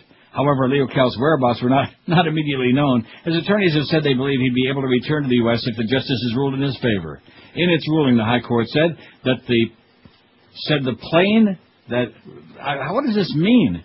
The High Court said the claim that a felony offense must require intent. What does that mean? I think claim. This is the Herald, by the way, which sucks. I'm not going to read the rest of it because they got all kinds of mistakes in there. The Herald blows, and now when you get something on their website, they got to go through the thing. Oh, sign in. Are you already signed in? Are you a member? Out of nowhere, you know? Mm-hmm. Probably because people want to get that hot story about Dave Wannstedt resigned. Wouldn't you think? Of course. Let's see. Here's I'd like to be Laura. Okay, that's really cute. I don't have time to read all of that stuff. Cute. See, we can't get any, they hate this poll. Maybe we should Schmidt can this poll because I got a different one. You think? You do? What do you got? I'll save it for tomorrow. Okay. No, I'm not. I mean, we don't have much of a show today anyway. We got like about a 2-hour show, so what the hell's the point, you know? The poll doesn't count. The show do we have any more of them VIP passes for meeting and eating and greeting with Dale Jarrett? As far as we know. Oh. They didn't move fast. Are you kidding me? In this crowd? How come they're not promoting this on Kiss, okay, as in Kiss My Fat Ass? Why they got us bugged down with this? This is Miguel getting back at me because I read for 3.5 hours yesterday. Too bad. Might learn something, silly ass. Look for the QM van right now at the corner of 117th and Kendall Drive. Stop by to pick up a VIP pass to attend a special meet and greet and maybe get to eat with NASCAR driver Dale Jarrett. Now, here's a fax from Bob that says, how about adding some famous musicians to your pool, like the rich superstar stamina stud Sting? And then he also says, go Hillary. Okay? See, you people that are... I did that one last poll yesterday about the 2008 election, who you'd like to be the strongest candidate. And that's it. Give us a rest now for a little while. All these people that want us to be like, Al Franken, talking about Bill O'Reilly every day with Catherine Lamper. I'm not going to do that. If you want light bulb radio, turn on the light bulb. Listen to the Randy tapes. Listen to Al Franken, okay? Listen to Rush pop a couple on the air, all right? Popping zits and pills. Oh, wait till this little poppy when you hear this. Why did I leave this so late? Because we didn't get started till like hours after we were supposed to. Now, that was really special today, you know what? Uh-oh. Shots fired at the Mexican consulate in Los Angeles. I sure hope it's no wetbacks. Mexicans at it again. A woman faces charges of having sex with an 8-year-old boy. Even Miss Kamal might be upset about this, although I'm not sure, whom investigators said she considered to be her boyfriend. Tammy Imre, 29, this is in Bridgeport, Connecticut. Tammy Imre was arrested Friday, charged with sexual assault and risk of injury to a minor. A judge set bond at $250,000 yesterday. Police began investigating in September after the third grader's mother discovered a letter Imre had written to him in which he tells the boy she doesn't want anyone but you. Isn't that sweet? Aww. She continued, now tomorrow it's supposed to rain. You can come over and we can, you know what. Love you, I want you. We can, you know what. Police said the boy, the playmate of Imre's 7-year-old daughter, initially denied doing anything with Imre because he feared getting into trouble. He later told police he had sexual intercourse with her and that she gave him a key to her apartment. How does an 8-year-old boy have sexual intercourse with anybody? Like this. Oh, no. According to an arrest affidavit, Imre told investigators she considered it like a fantasy, and she was the girlfriend and he was the boyfriend, and that someday they could end up together in a relationship. Well, she must have been seeing all those shows on Inside Edition and the other ones, Right, about Mary Kay. About Mary Kay Letourneau. Oh, God. And I'm going to tell you something. That kid that she's been having 80 kids with, if he isn't one of the ugly, he makes me look good. That's how ugly that kid is. He is grotesque. He's beyond words, all right. Wow. Billy. What planet is that child from? And very soon... Evelyn Imre, the suspect's mother, said her daughter had a little mental problem, but declined to elaborate. I love her, Evelyn Imre said. She didn't do anything wrong. If convicted, Imre could serve more than 20 years in prison. The trial date hasn't been set yet. She didn't do nothing wrong. Maybe the mother needs some mental help, too, making a statement like that. What do you think? Huh? Yeah. Yeah. She got it from somewhere. Now, what's the situation on are we all up to date with the spots and everything? Yeah, we're good. How do you like that? Boy, did we do let's pat ourselves on the back real hard. It took 3 hours to get caught up. Now, wait a minute. I'm a little confused now, because now I've got it's coming up on 1 o'clock, right? My clock didn't just turn back. Right. Kind of like those votes that kept turning back in Dayton Broward for the Prop 4 for Amendment 4. But, yeah, here we go. Because I've got several more hours to go here. Based on what I had lined up here, that would have been really bad. Okay. 5670560, pound 560 on the Verizon and Singular wireless lines. The natives are definitely restless and surly, and I can understand. I can relate to it. WQAM, hello. Hey, Neil, how you doing? Okay, sir. I noticed when you read that story, you said that bail was set at $250,000. I just was wondering, regarding Bill Kamau, I'm the first one to think what he did was absolutely wrong, but aren't we innocent until proven guilty? And also, they put him on no bond for him. Is he actually going to, do you agree with that? No bond? Yeah. You do? Yeah. I think all child molesters ought to have their things cut off, okay? In his case, his balls cut off, and in her case, I'm not really sure what, but we can work on something. That's what I think. Although he didn't do it. Of course, we don't know what he has done. You see what I'm saying? Right. We know what he wanted to do. Right, exactly. In fact, the initial stories about that whole deal were incorrect. They were incomplete because evidently he said several times in a series of emails what he wanted to do. He spelled it out, So you can start making those gestures again with your fingers and hand like you were making before. Yeah, look into your speakers, folks. You can see George making those little grotesque pornographic gestures. Right. We can't say it on the air because Joyce would... Yeah, there you go. Look, this one I call the bunny rabbit. Oh, God. Woo! Talk about being an acrobat. WQAM, hello. Hey, Mr. R. How you doing? No, this is Mr. R. Yes, sir, Mr. C. Yeah, Mr. Caller. R. You did a great job during the elections, trying to get the vote going our way. Yeah.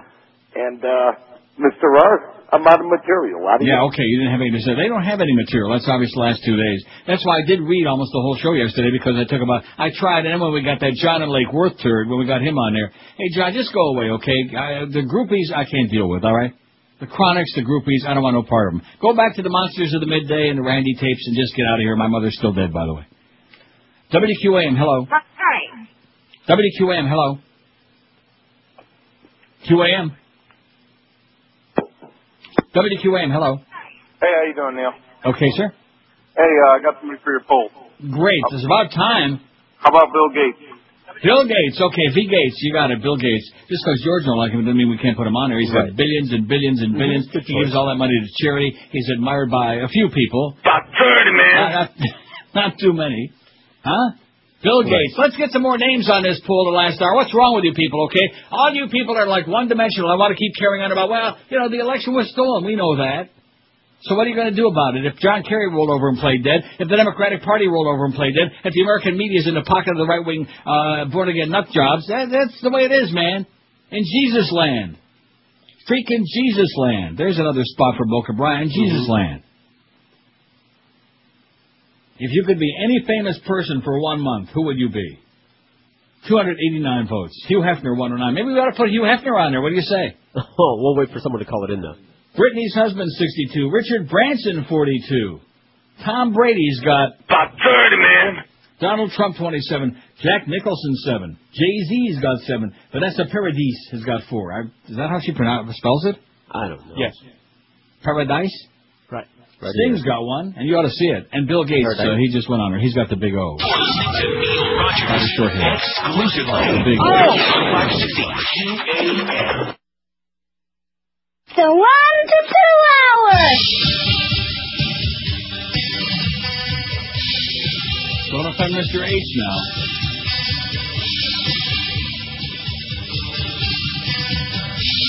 Is that H as in homo?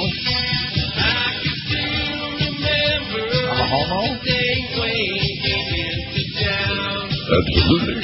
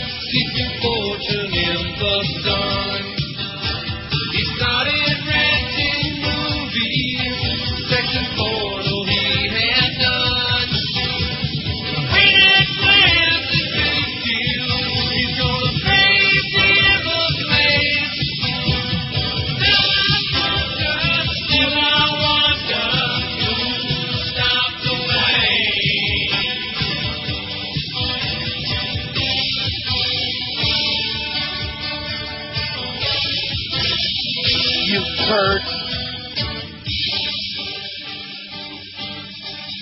I heard me Rogers saying, I wait to wanting more. I went to see the Panthers, waited like the doors. If 100 days at halftime, well, I can't find no tears. Still I wonder who stopped the way.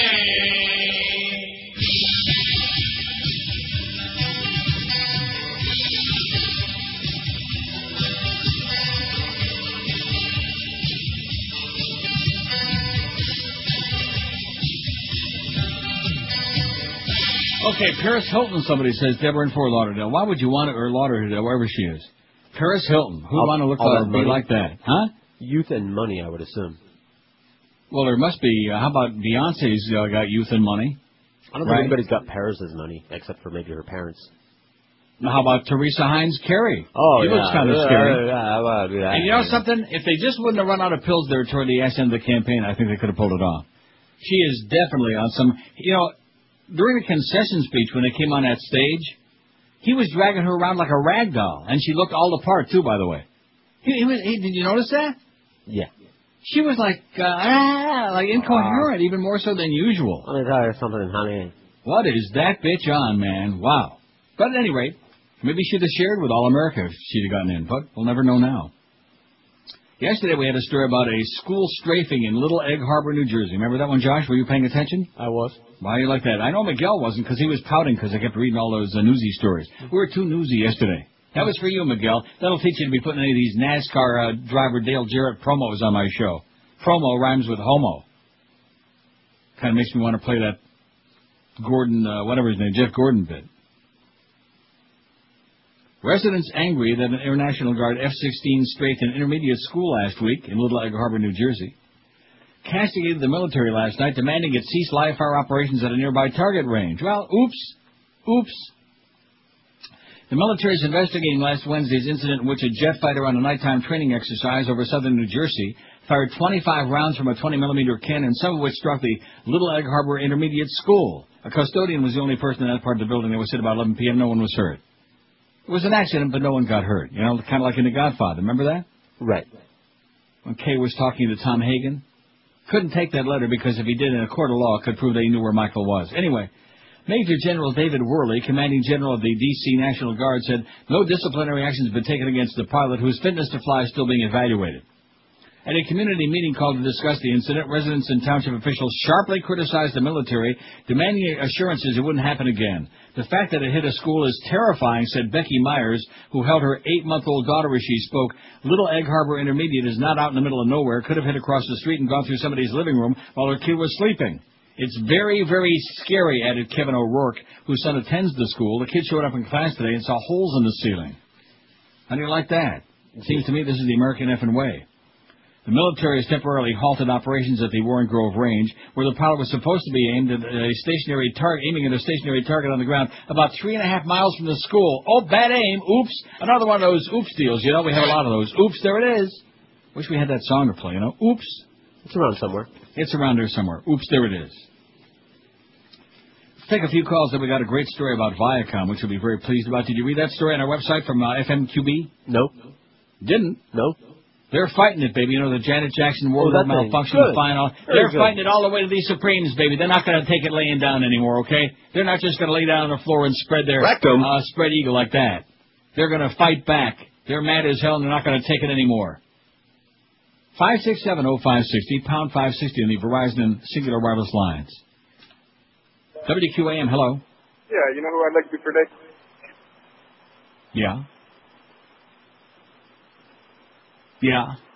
That bitch Joyce. I'd take her down to overtime and loosen her up a little bit. WQAM, hello. QAM. Oh, brother, like I'm telling you, these last 2 days. Wow. George is going to be doing the rest of this week. No. WQAM, hello. And Neil. Yes, sir. Somebody see a poll. Tiger Woods.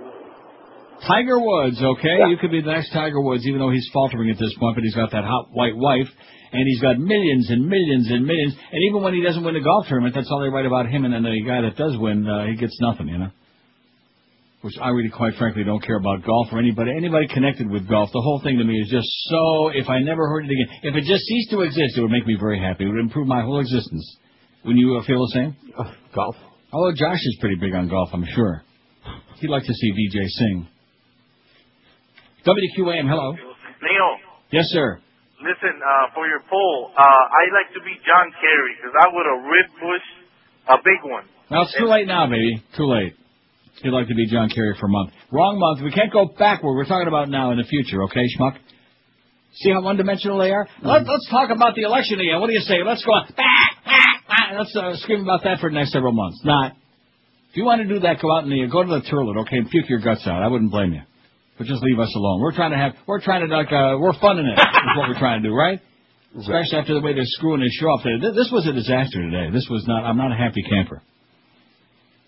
First of all, not just because they shut off the audio on my end, but because of the fact I had no idea what was going on. And I'm sitting here desperately pleading, please, Cracker, please. Like 11:25 would have been great, and we'd have had we'd have had a chance to salvage a show here today. But they made sure that didn't happen. WQAM, hello. Hey, Neil. Yes, sir. Hey, Neil. That's Mr. R to you, sir. Yeah. You said you like the New England Patriots? WQAM, hello. Not there. Now, what the hell was that? Dalton? WQAM, hello. Hello? Yes, sir. How you doing? All right. Is this Neil? Sounds like me, yes. That's Mr. R, yes. How are you, Neil? Okay. Maybe you can help me, or maybe George can help me. The Dolphin song you play, is there somewhere I can buy it, or I can download it anywhere? No. WQAM, hello. Goodbye, Dave Wannstedt. We're gonna miss you, son. Yeah, the Wannstedt era is over, boys and girls, in case you've been sleeping in or something or hiding under a rock because the Dolphins are 1-8 and they blew another game the other day right there at home against a team that had lost 17 straight on the road, a little girls' team.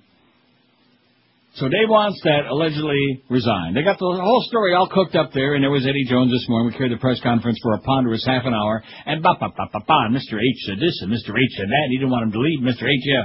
Just like the brainstem retired, right? Did anybody believe that? No. WQAM, hello. Hey, Neil. Yes, sir. I want to be Shaq. Jack, there you go. He's got the big bucks. He can bang whoever he wants, right? You got the big what? The big bucks. I didn't say big nuts. I said big bucks. Although Geldy would probably know. He's real tight with. WQAM, hello. Yes. Neil. Yes, sir. Yeah, you live in Canada, correct? No, I do not. I do the show sometimes in Canada. I don't live here. Oh. That's because I was going to say, who are you to say anything about the presidency if you're living in Blow it Canada? out your ass, okay? In fact, you just only wish you could be here, okay, schmuck? Who am I to say? And guess what? Here we can say whatever the hell we want. How do you like that? We actually have freedom of speech. Some old grumpy old fart give me a song and dance of what I can say and what I can't, okay? I'm going to turn your ass into old Bill Rehnquist just before he croaks. WQAM, hello. Hey, Neil. How you doing? See that last geezer at Cemetery Village, especially the first part of it. Yes, sir. Did you hear what Howard said about you on the radio yesterday? No, I did not. He was calling you Roy Rogers, and he said that you're jealous of his career because somebody Yeah. called up and said you spend the first 15 minutes of the show talking about him every day. Yeah, no, I don't. I don't spend And why the didn't first 15 seconds. why didn't George vote for Kerry? I think that would have been the deciding vote. Yeah, right. Okay. Do some more good stuff, okay? Do some more good stuff. Howard has never mentioned me on his show ever. WQAM, hello. QAM. Yeah, I want to speak to Howard. Howard? Howard Neil. Sorry. Howard Stern. Howard David. That's Mr. H to you. What can I do for you, sir? Speak to me. Oh, okay. Hey, for your little poll there, I want to Yeah. be anybody who's doing Angelina Jolie. Oh, thanks for the memories. WQAM, hello. Hi, Neil. I have one for the poll. Okay. The great Reverend Jones. Oh, okay, good. WQAM, hello. I'd rather be anybody but that. Yeah, Neil. That's it. Yes, sir. Yeah, going for your poll. Uh-huh. My ass. Just... WQAM, hello. Hello, Neil. Yes? Hi, I'd love to be Jenna Bush and sit home and play with myself all day. Okay, great. 12 minutes after 1. I told you it's going to be a good week the rest of the week for you, George. I hope you have a wonderful time, okay? Woo. So you can take off Mondays. I'm taking off Wednesdays through Hey, now. Fridays, starting this week. Huh? Don't get hasty. 12 minutes after 1 at 560 WQAM. When you shop for quality footwear, great selection, professional service, there's only one place you ought to be thinking about going to where the smart people shop. Brandy Shoes in Pompano Beach. That's right. You'll find top quality names like Rockports, Florsheim, SAS, Sperry, Timberland, Naturalizer, all the top names you know and love at unbeatable prices. And the people who work at Brandy's know your feet inside and out. They'll make sure you get a perfect fit every time. Brandy Shoes is open every day, Monday through Saturday from 9 to 9, Sundays 10 to 5. This is where the smart people shop for their feet. You'll find them at 1290 North Federal Highway in Pompano Beach. It's always worth the trip, no matter where you are. And right now is a great time to buy Naturalizers this week at Brandy's. All great women's styles, 20% off the already unbeatable low prices. So come on to Brandy's this week for sure, or visit them on the web at brandyshoes.com. You're listening to Neil Rogers exclusively on 560 QAM. Wannstedt is dumbfounded. Britney Spears claims she wants to be a mommy, have a baby with that dancing salami. Says she'll be ready when she's 23. She'll be the hottest mom at Gymboree. Will she let her kid pierce their lip and belly? She'll screw them up like Ozzy did with Kelly. There goes the happy family, better lie to the liquor store for a bag of wine. Lazy husband in his sideways Yankee hat, while Britney lays on her hot pink Lamaze mat.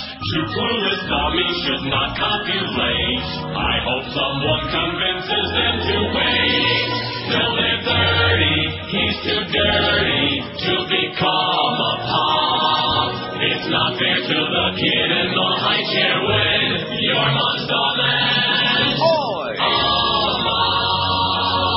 118 at 560 WQAM. We got the Mad Dog at 2. We got Humper at 4. The Big at 7. Eddie K at 10. A pristine schedule today. Clean slate, so to speak.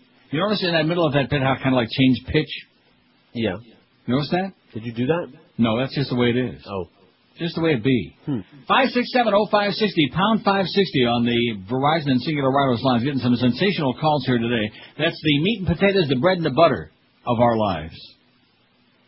WQAM, hello. Hello, Neil? Yes, sir. Yes, I got one for your poll. Okay. Neil, Bono from U2. Bono. He's rich. Yeah, he's rich and overrated. No. He'd like to be Bono because he's rich and overrated. All right, okay. then. I think based on the way he sounded, he was overrated. If you could be any living person for 1 month, who would it be? I'd sure pick somebody who was rich and overrated.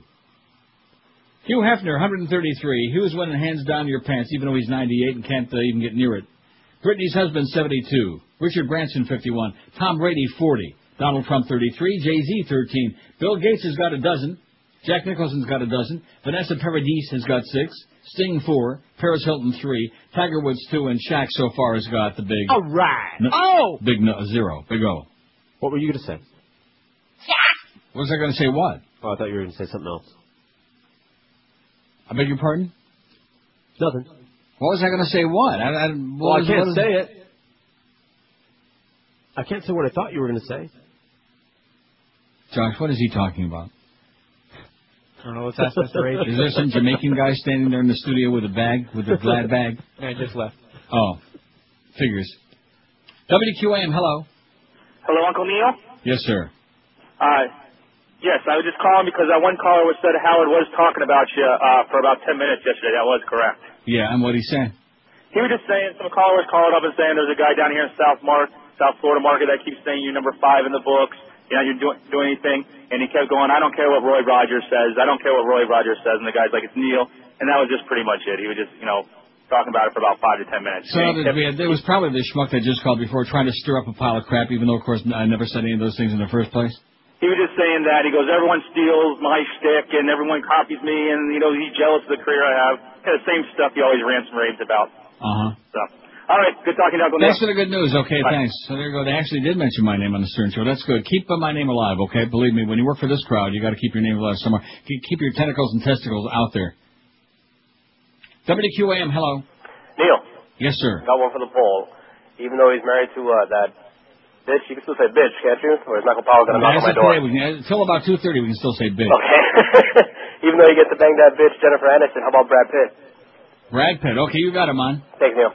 Kind of old meat, though, at this point. Brad Pitt. Old and stale, I would think. Old and moldy. Huh? What? I'll see this business about I want to be somebody so I can bang whoever they're banging. Like, Brittany's husband, which is why we didn't even put his name on there, because nobody knows who that twerp is, that mugwump. Kevin Federline. Yeah, but who the hell knows who that is? If we'd have put that name on here, how many people do you think knew who that was? About 30, man. I mean, she don't know what the hell his name is. He was a dancer. Yeah, I know. That's part of the problem. He was a dancer. Just like maybe she's got that in common with J-Lo. She keeps running off with them dancers, them dancing types. Yeah. Maybe she's trying to tell us something.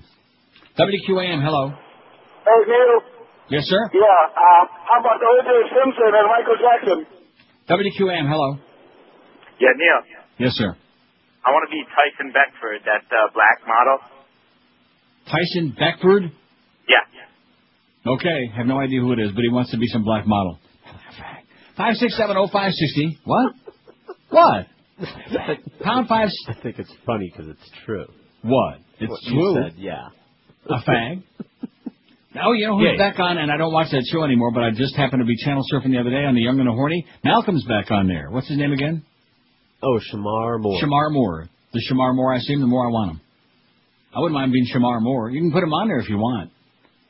He's not too dark and not too light. He's just almost black and mostly white is what he is. Shamar Moore. He's a pretty guy. He was a model. Anyway, I'll tell you who else was a model on that show, too, is Josh Morrow, who plays whatever. I don't watch that show anymore. What the hell is his name? The Victor's son? Oh, Bold and the Beautiful?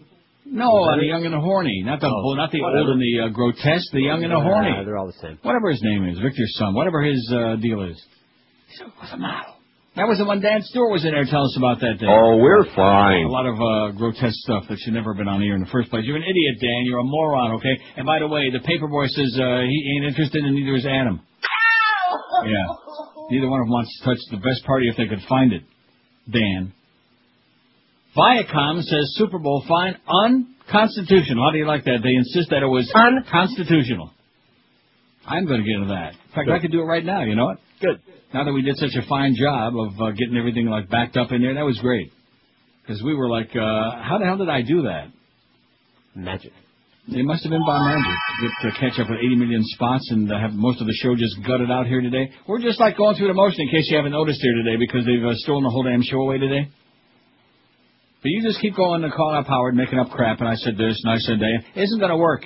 Okay? I'm serious when I tell you that.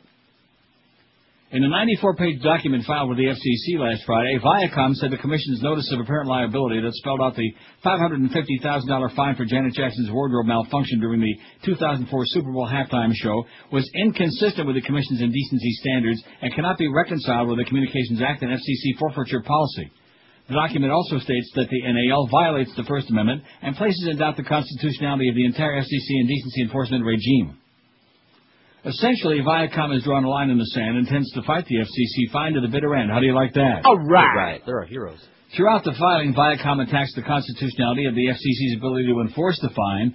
The broadcast giant also asserts that the combined impact of these constitutional defects is to impose a broad chilling effect on broadcasters, and the absence of clear guidelines impermissibly chills speech and gives the government far too much discretion to curb disfavored expression. Absolutely correct, sir. Viacom attacks the FCC's lack of indecency guidelines and how it defines community standards, saying the broadcast indecency ruling continuing constitutionally rules continue. I can't even figure this out. The broadcast indecency rules continuing constitutionality is weakened further by the FCC's failure to explain how it determines the contemporary community standards for the broadcast medium. The agency must do more than assert that it knows the national mind, for it lacks any legitimate method for considering evidence of community standards. Oh, they just don't get it. They don't understand. They just take a bunch of letters from one wacko in whatever town it is. The Commission gives no indication it ever has considered any data on the issue and has only said it will not credit the popularity of a program or consider survey results in measuring public tastes. Its avoidance of this issue flies in the face of recent Supreme Court decisions that affirm the importance and complexity of accurately determining the appropriate community standard. As for the incident itself, Viacom points out that it was only 9/16 of a second that Janet Jackson's breast was on screen during live halftime show and contends that the FCC made no attempt to explain how a split-second exposure could simultaneously be brief and repeated at length. Nothing in the record supports the conclusion that Viacom pandered the halftime show as if it were indecent. It is insufficient for the FCC to claim that the performance was designed to shock and titillate because Viacom was aware of the overall sexual nature of the Jackson-Timberlake segment when the network scripted and planned a program that was well within broadcast standards. Viacom says the test for indecency was not met since the brief flash of partial nudity that closed the halftime show was neither explicit nor graphic, did not dwell on or repeat at length sexual organs or activities, and was not used to titillate or shock. You notice they keep using that word again? Right. Good. Shock. The filing makes a defense for the halftime show, stating that nothing about the performance, as planned and scripted, comes close to anything the FCC has ever sanctioned as indecent. The song Rock Your Body has been broadcast hundreds of thousands of times on radio and TV and in videos, been featured on live TV at least twice, and performed live countless times, none of which involved any hint of nudity or any other potentially indecent behavior. Speculating on fallout if the fine were to stand, the document says the NAL will lead to the end of live broadcasting as we know it by placing broadcasters on notice that they risk massive liability and perhaps license revocation if they fail to adopt technical measures to avoid the possibility of a spontaneous transgression. How do you like that? Spontaneous transgression, as in like, uh-oh. Of course, when you got 75 dump buttons like we got here at QM, you don't have to worry about it. And when you got a whole bunch of dump button furies operating them. 27 after 1 at 560 WQM. If your hair is falling out in clumps, if you got a big, ugly, nasty bald spot that makes you look like a walking bowling ball, here's the answer for you.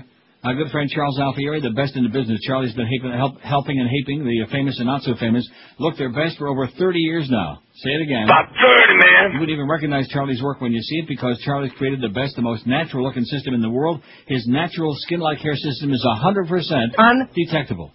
The hair looks like it's growing right out of your scalp. That's the key. And Charlie's work is guaranteed. You have nothing to lose but the big, ugly bald spot because you try Charlie's piece for 30 days, for a month. About 30, man. And after a month, if you don't love the way it looks and feels and smells, if you're not getting lots and lots of action, if people aren't clawing at you and want your body desperately, return it for a full refund. Make the call today. Tell Charlie you heard about it here on the Neil Rogers Show and get your special QAM $200 discount off the regular $800 price of the natural hairline system. 1-800-321-2413. Don't forget now, the secret to a great-looking hair system is make sure nobody can tell you're wearing one, and Charlie's new skin-like hair system is as natural as it gets. You won't believe how much better and younger you look after Charlie takes care of you and gets you some hair, too. Call him today, toll-free, 1-800-321-2413, or check him on the wicked web at charlesalfieri.com. 1-800-321-2413. You're listening to Neil Rogers on 560 QAM. Your vote's automatically calculated by computers at the GOP. Manipulated this time, don't let the fascist neocons screw us again. The brother governor that's running Florida, no doubt's got another plan to get your vote done. This time, don't let the fascist neocons screw us again.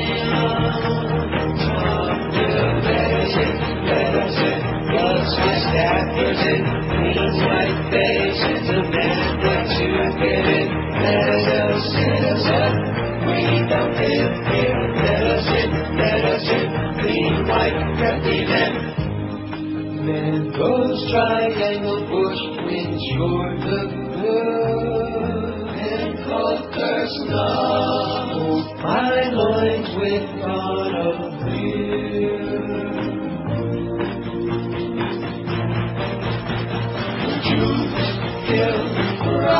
Absolutely. The Jews killed Christ. Bush is appointed by God. Round back, ranking and seat back. If you're darker than brown, then your vote will get thrown out. Round back, except for a hard vote, swinging cause in fact. Well, it won't matter who or what you vote like. It's rigged for Bush too. In a landslide this time, don't let the fascist neocons screw us again. Okay, this. Just like Kathy Woods, man, we're getting screwed a lot and liking it more all the time. It's 1:34, 26 till 2 at QM. We got the Mad Dog at 2. Well, I'm sure we'll have breathless comments about the firing of the resignation of Dave Wannstedt. Did I say firing? Oops. I better not say that. Mr. H probably wouldn't approve of that. And who gives an H? WQAM, hello. QAM. Not there. WQAM, hello. Yeah, I'd like to be jabbed for a month. I can rig my own legs up. Okay, great. 567-0560, pound 560 on the Verizon and Singular wireless lines. You'd like to be a human for a month? I don't think you have the capacity, pal. You'd like to be human for 1 month. A member of the Homo sapiens. He's already got part of that down. WQAM, hello. WQAM? Hey, Neil. Yes, sir. How are you, sir? I'm doing okay. Great. On your poll there, do you have Wayne Huizenga on there? Whoever wants to be Wayne Huizenga for the day? Why would anybody want to be Wayne Huizenga? Well, with all his money and, with all his jets and with all this. Would you like to be Wayne Huizenga? In a way, I wouldn't mind being him for a day just to For a see. month, not for a day, for a month. For a month? Okay, I'm glad I talked you out of it. That was easy. 5670560. Is this a difficult question? Let me read it again. If you could be any famous living person for 1 month, who would you be? Very simple question. I mean, one day, what the hell is that, He wants to do something for football. That's where that guy was. No, that has nothing to do with it. He wants to do something for football. He wants to do something. He wants to hobnob with He wants to be a big shot, man. He wants Eddie Jones to come on here and talk about him as Mr. H. There you okay? Go. Right. Whatever his name is. Mr. Schmidt, Mr. Whatever his name is. I guarantee Eddie will even put on some more new checkered pants to honor this guy if he could be Wayne for a day. Or maybe he just would like to be Queen for a day. WQAM, hello. O.J. Simpson is my... WQAM, hello. Neil, hello. Happy Yes, sir. Tuesday to you, Okay. sir. Congratulations on your belated birthday. I just couldn't get through for the last couple of days, Oh, yeah. Yeah, it's been really tough. Let alone with the 3 hours of bedtime stories yesterday. But I appreciate and value your show, man.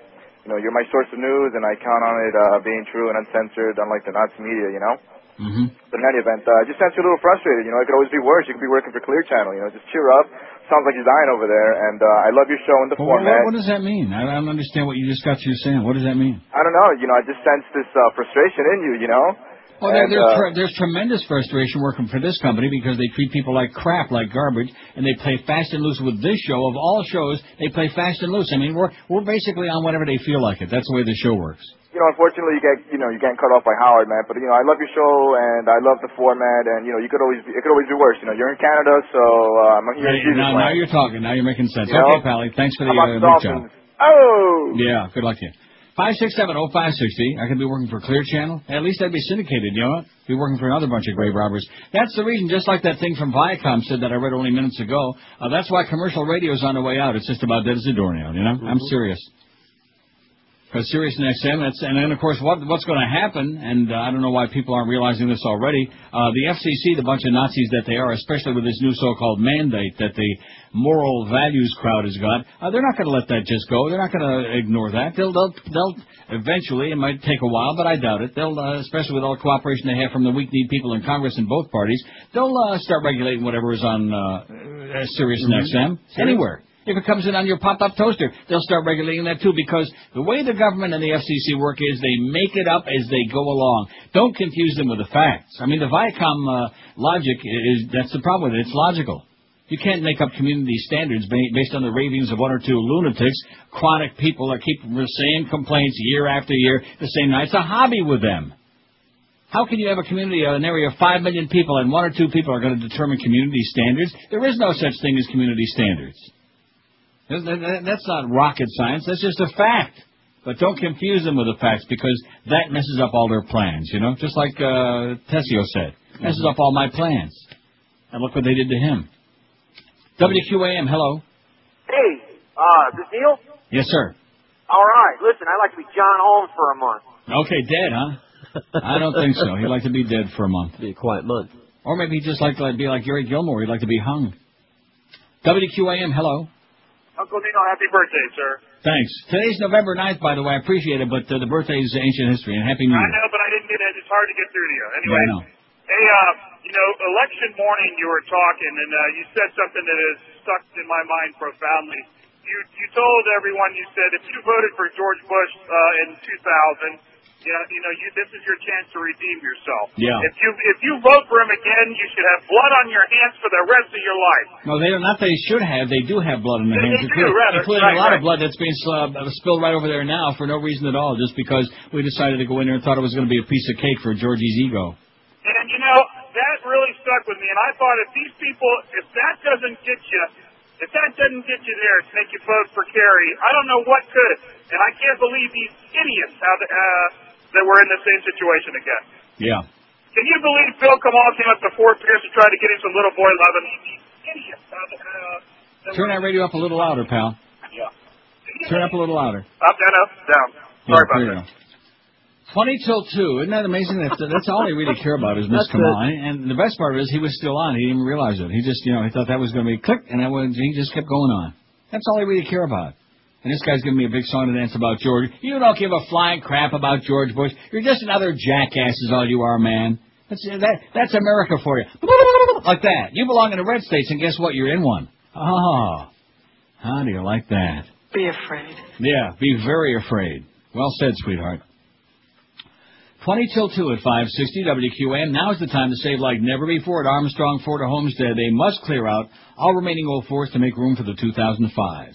You'll save like never before and all remaining 04s in stock ready for immediate, if not sooner, delivery.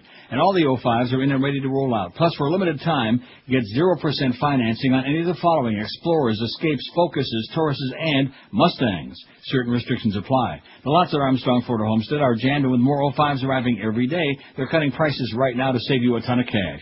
Armstrong Ford offers you more value, too, because when you buy your Ford from these folks from Armstrong Ford, you get their unbeatable, exclusive Tires and Batteries for Life program, which is almost unheard of. So if you've been looking for a new car but been kind of stalling and putting it off, don't wait another day. David Rich and the staff at Armstrong Ford Homestead will guarantee you the best price. And don't forget, because Armstrong Ford Homestead is locally owned and operated, they want your business for life, so they'll really treat you just like family. You won't get a better deal on a Ford anywhere in South Florida. No bait and switch, no phony deals. Armstrong Ford Homestead, they're at 30725 South Dixie Highway, just 20 minutes south of the 836. Check them on the wicked web at ArmstrongCars.com and then drive a little and save thousands on that new Ford only at Armstrong Ford of Homestead. You're listening to Neil Rogers exclusively on 560 QAM. Hate you.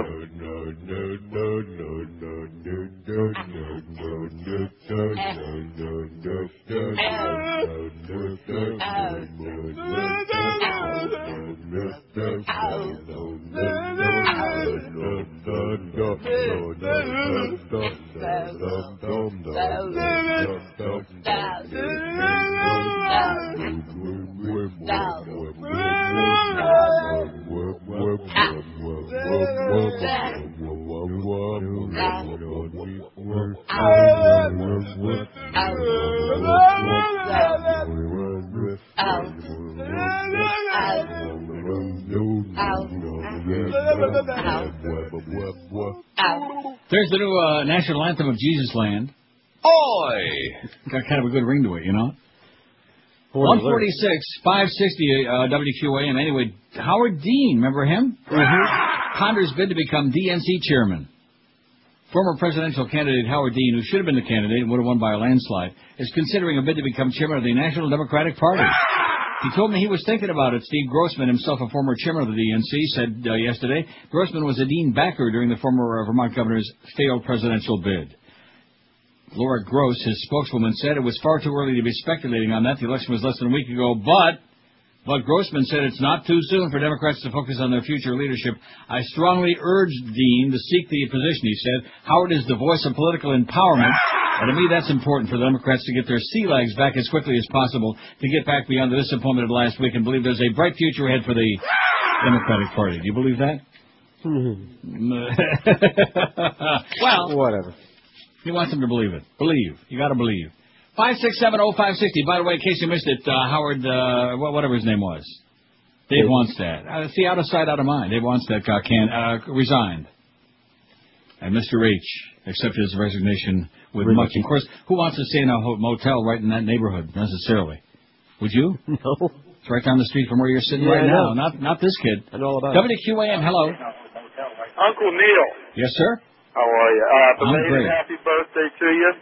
Been trying to get through and stuff, but it's always a pleasure listening to you every day. I'm glad you're around, man.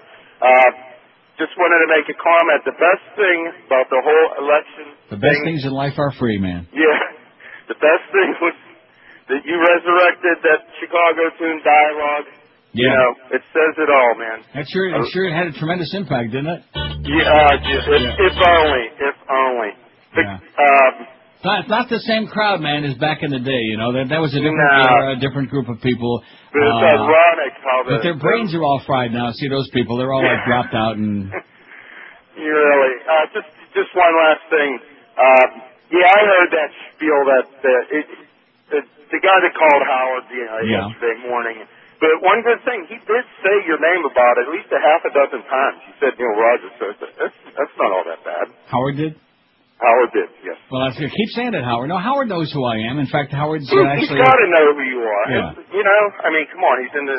See, obviously the purpose of the call is like to drive a wedge and stir up a bunch of crap, which isn't going to work because Howard actually, behind the scenes, likes me. I don't know if he likes my show or not, and I don't really care about that, but he's right. fine. You know? Right. He was respectful and, you know, I mean, overall. But it was I'm good. very, Hey, by the way, I'm very serious. Sir, I'm very serious when I tell you that, okay? Take care, Neil. Love you, buddy. And back to you. Yeah, see, this deal here at QAM, I mean, it's the way I look at it now, it's, to sum it up very concisely, it's 2 years or less. You know what I mean? That's what I got left with this crowd. 2 years or less. You follow what I'm saying? Oh, I'm sorry. I was answering some email. What did you say? No. I said, that's my future with Greg Reed and QAM and Beasley Broadcasting is 2 years or less, whichever one comes first, because it's just, you know. You've seen, in fact, that day that I took the poll that upset our leader so badly that he was supposed to be. And by the way, thank you, Greg, for being a temperamental, overgrown child. Thank you very much. Because that would have been the worst mistake of my... Oh, my goodness. Can you imagine if I would have done that deal? Oh, my God. Extending for 2 more years of this crap? See, I told you, commercial radio is on the verge of death anyway. I'm the one that told you that a long time ago. And now, of course, it's pretty much come true now that we have the Nazi government in for another 4 years, and the FCC is going to have a bunch of new members that are going to make the last one look liberal by comparison. And there just ain't no hope. But we're doing the best we can and expect to get paid on payday, which is tomorrow. That's maybe why I sound a little bit on edge today. You know, plus the fact that we got preempted like on both sides today, all over the place. That's all right. The Howard part, I have no problem with that anymore. That's why I think in fact, things have been going swimmingly well since we decided to start like officially at 11. And you notice the difference? Sure. There's a big difference. We just kind of like take a few, we book a few appointments for calls before 11, depending on when Howard bails out that day. And at 11 o'clock, we start everything official with the poll results and the beaded curtain and whatever else we're going to do, you know, with all the good stuff and the bad stuff and the in-between stuff. And then we book a few of the, regular, you notice the regular idiots don't call before 11. They want to make sure the whole audience hears them. The Chronics, the Whisperer, and all. It's not like people say. Right, that's right. Actually, they are pretty clever. They don't want to be talking to like a phantom audience out there. Speaking of phantoms, I know we got a lot of hockey fans in this crowd. Former NHL tough guy Mike Danton was sentenced yesterday to 7.5 years in prison for trying to have his agent killed. Man. Well, don't you? This is an old story. Unhappy about a deal or something? Yeah. No, it wasn't that. There's a whole lot of stuff that goes beyond this, but I don't want to get into it because it has to do with, Danton, 24, said, huh? Has to do with what? Stuff, personal stuff with him, and I didn't say that. Stuff. Danton 24 said nothing as U.S. District Judge William Steele imposed a sentence on the former St. Louis Blues player in East St. Louis, Illinois. I don't believe in over 18 years on the bench I've been faced with a case as bizarre as this one, Steele said, noting that Danton chose a 19-year-old acquaintance and a police dispatcher as his would-be helpers in the murder plot. Danton is expected to seek transfer to a prison in his native Canada, eh?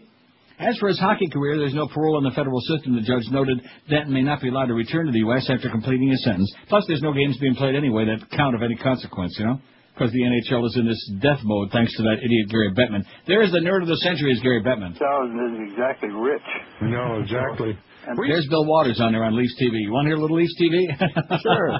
Oh, you think you've got problems. How do you like to fill 24 hours on a station devoted to a team that isn't playing any games? At any rate, authorities said Danton and Frost had argued over Danton's alleged promiscuity and alcohol use, and Danton feared Frost would tell the St. Louis Blues front office about his behavior. A federal jury on September 20th acquitted Katie Wolfmeyer, 19, of Florissant, Missouri, of charges she helped Danton in the plot. So now they're all plotting over there. 7.5 years in the slammer for Mike Danton. And from what I'm hearing, he might have a pretty good time. The Howard Stern Show. Neil Rogers, mornings and middays. And sports around the clock. 560 QAM. Oh, my God, your breasts are beautiful. How you doing? You're looking good. Me? Yes, I am. Well, thank you very much. I know. I feel good. Got my tiny hiney. I'm back at it, man.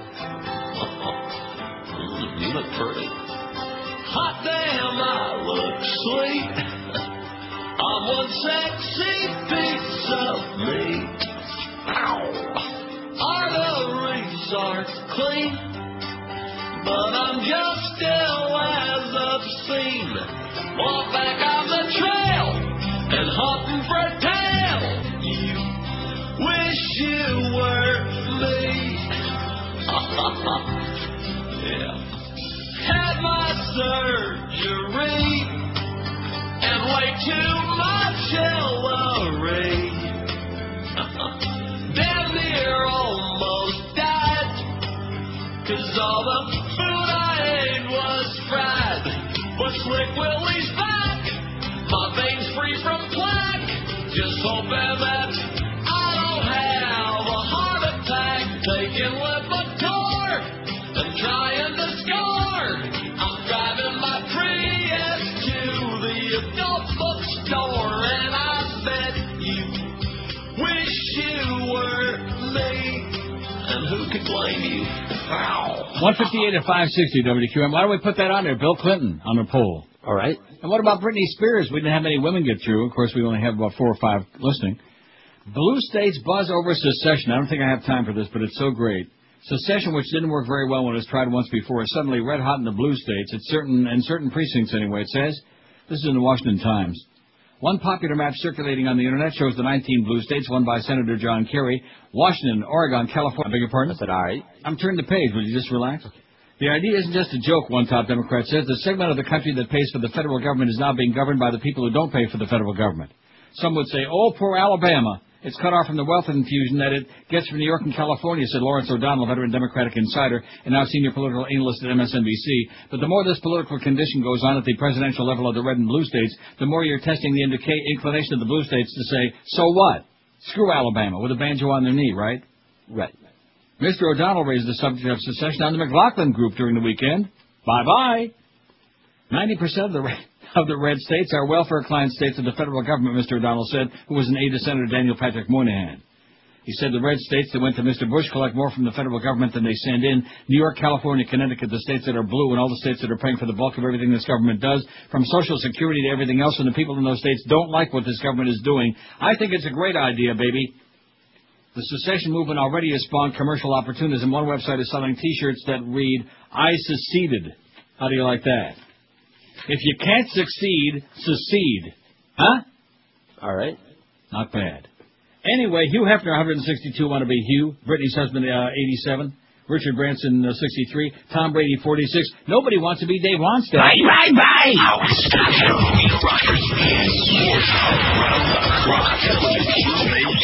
Miami, Fort Lauderdale. And that is when the Judds came at me.